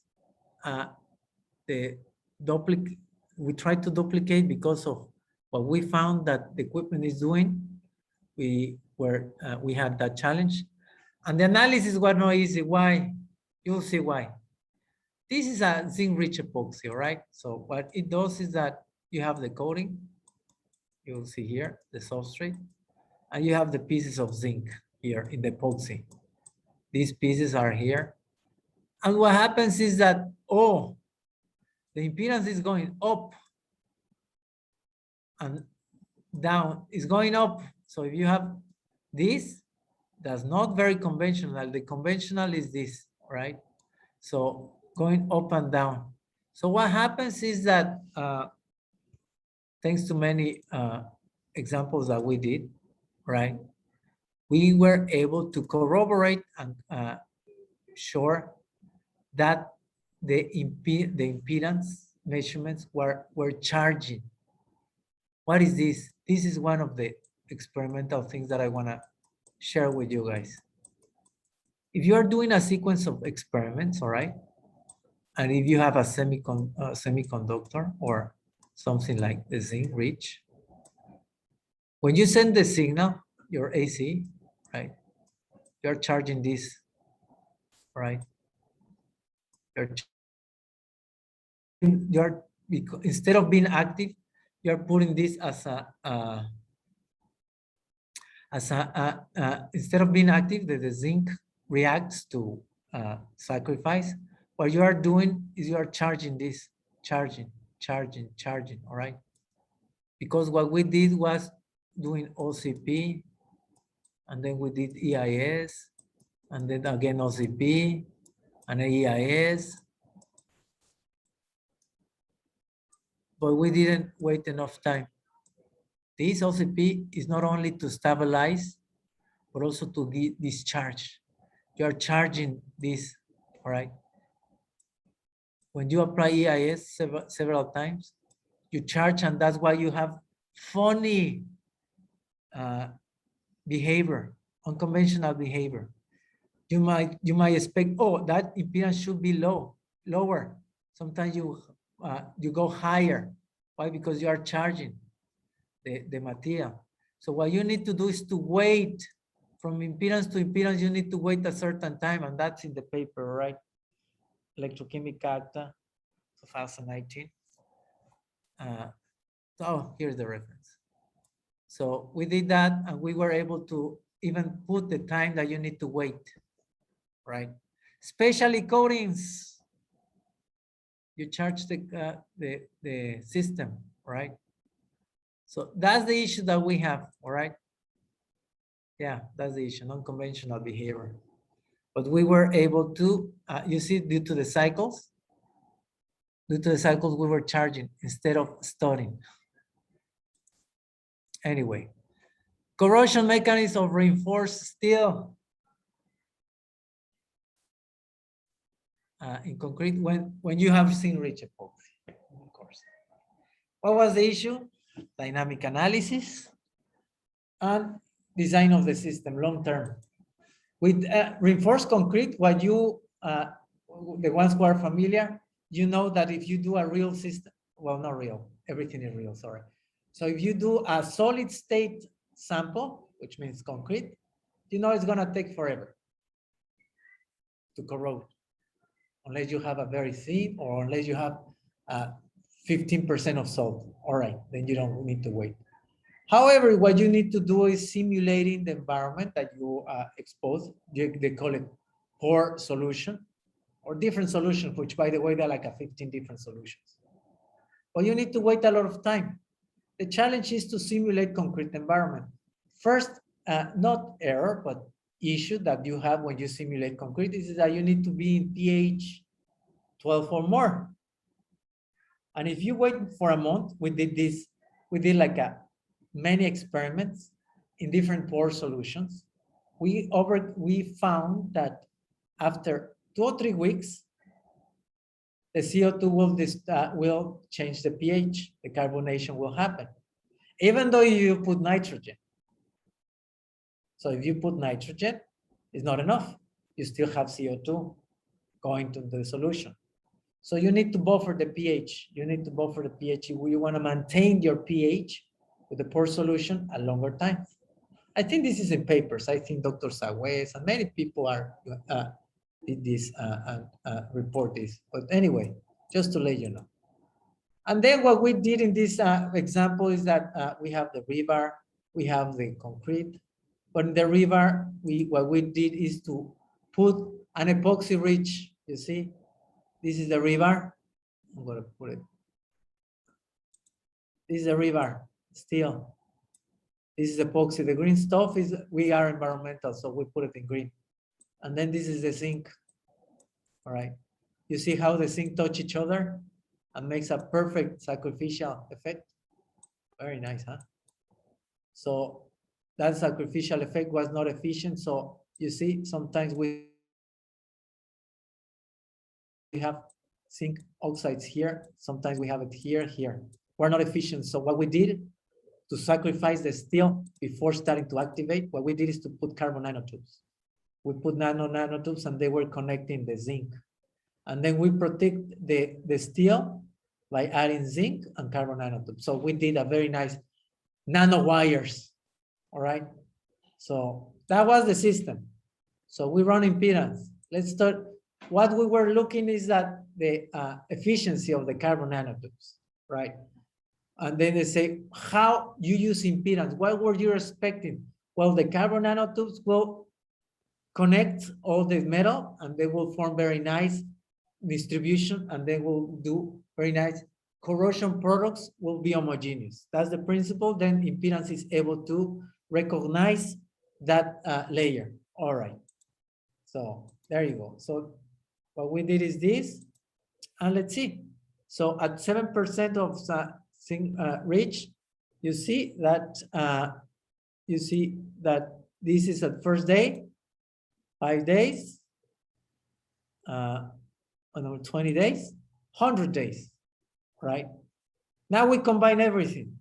Thanks to the signal, and you see the impedance signal here, very nicely, right? So we were able to see from day 1, this is equivalent circuit. Day 5, different equivalent circuit because we have completely different process, all right? Day 10, you see, and day 20, another equivalent circuit because we are forming more corrosion products, right? So you see the corrosion products were forming and not forming. Nothing here, you see? Nothing here, nothing here, nothing here. Oh, yes, here, and they're forming here and here. So we are able to capture this layer that is formed. And also the equivalent circuit is able to characterize what is happening. When you have new layers, impedance is the technique to use. The layers should be formed in a very, in a time that your frequency is able to capture. Remember the pictures. So think of all this before doing any impedance analysis. Oh, sorry, before using impedance, all right? And with 80%, what happens with the 80%? 1 day, 5 days. You see, remember that previously 70% of zinc rich, no corrosion products here, no corrosion products here, here, yes. And now 80% allow us to give very nice, beautiful results in terms of very thick layer of corrosion. Impedance was able to follow that. Impedance was able to follow that change. Para guardar hielo, ¿no? No, casi no. All right, well, was not for me, huh? All right, okay, good. Anyways, everything counts. So that was for that system. This system is also important to for the ones who are doing stress corrosion cracking. If you want to use impedance for stress corrosion cracking, that's very challenging. Why? Because the cracks, you have the metal. Here is the metal. All right, I'm going to represent here. You have a pre-crack, all right, or not even nothing. Pre-crack, you have a crack and it's going to propagate. So the cracks will propagate faster than the measurements of impedance, all right? If you do this loading very fast, the crack will propagate rapidly, forget to include impedance. However, if you don't have a crack and you have very slow strain rate, then you are able to capture impedance, right? Because the crack will initiate very slow, and you will be able to follow the processes. That's what I'm talking about. You see, and you are able to see this beautiful 45 angle to 32 angle. You see, it looks like a Gruyere cheese, but you are able to see impedance, right? You are able to see impedance in terms of the process that is happening, all right? So basically, that's the last application. I have many more. I have for high entropy alloys, I have for shape memory alloys, I have for 3D printing, I have for the human skin. I cannot show it because it's a very, like, not confidential, it's for companies. So I'm not able to show it. But let me see if I get the email. And do you have any questions?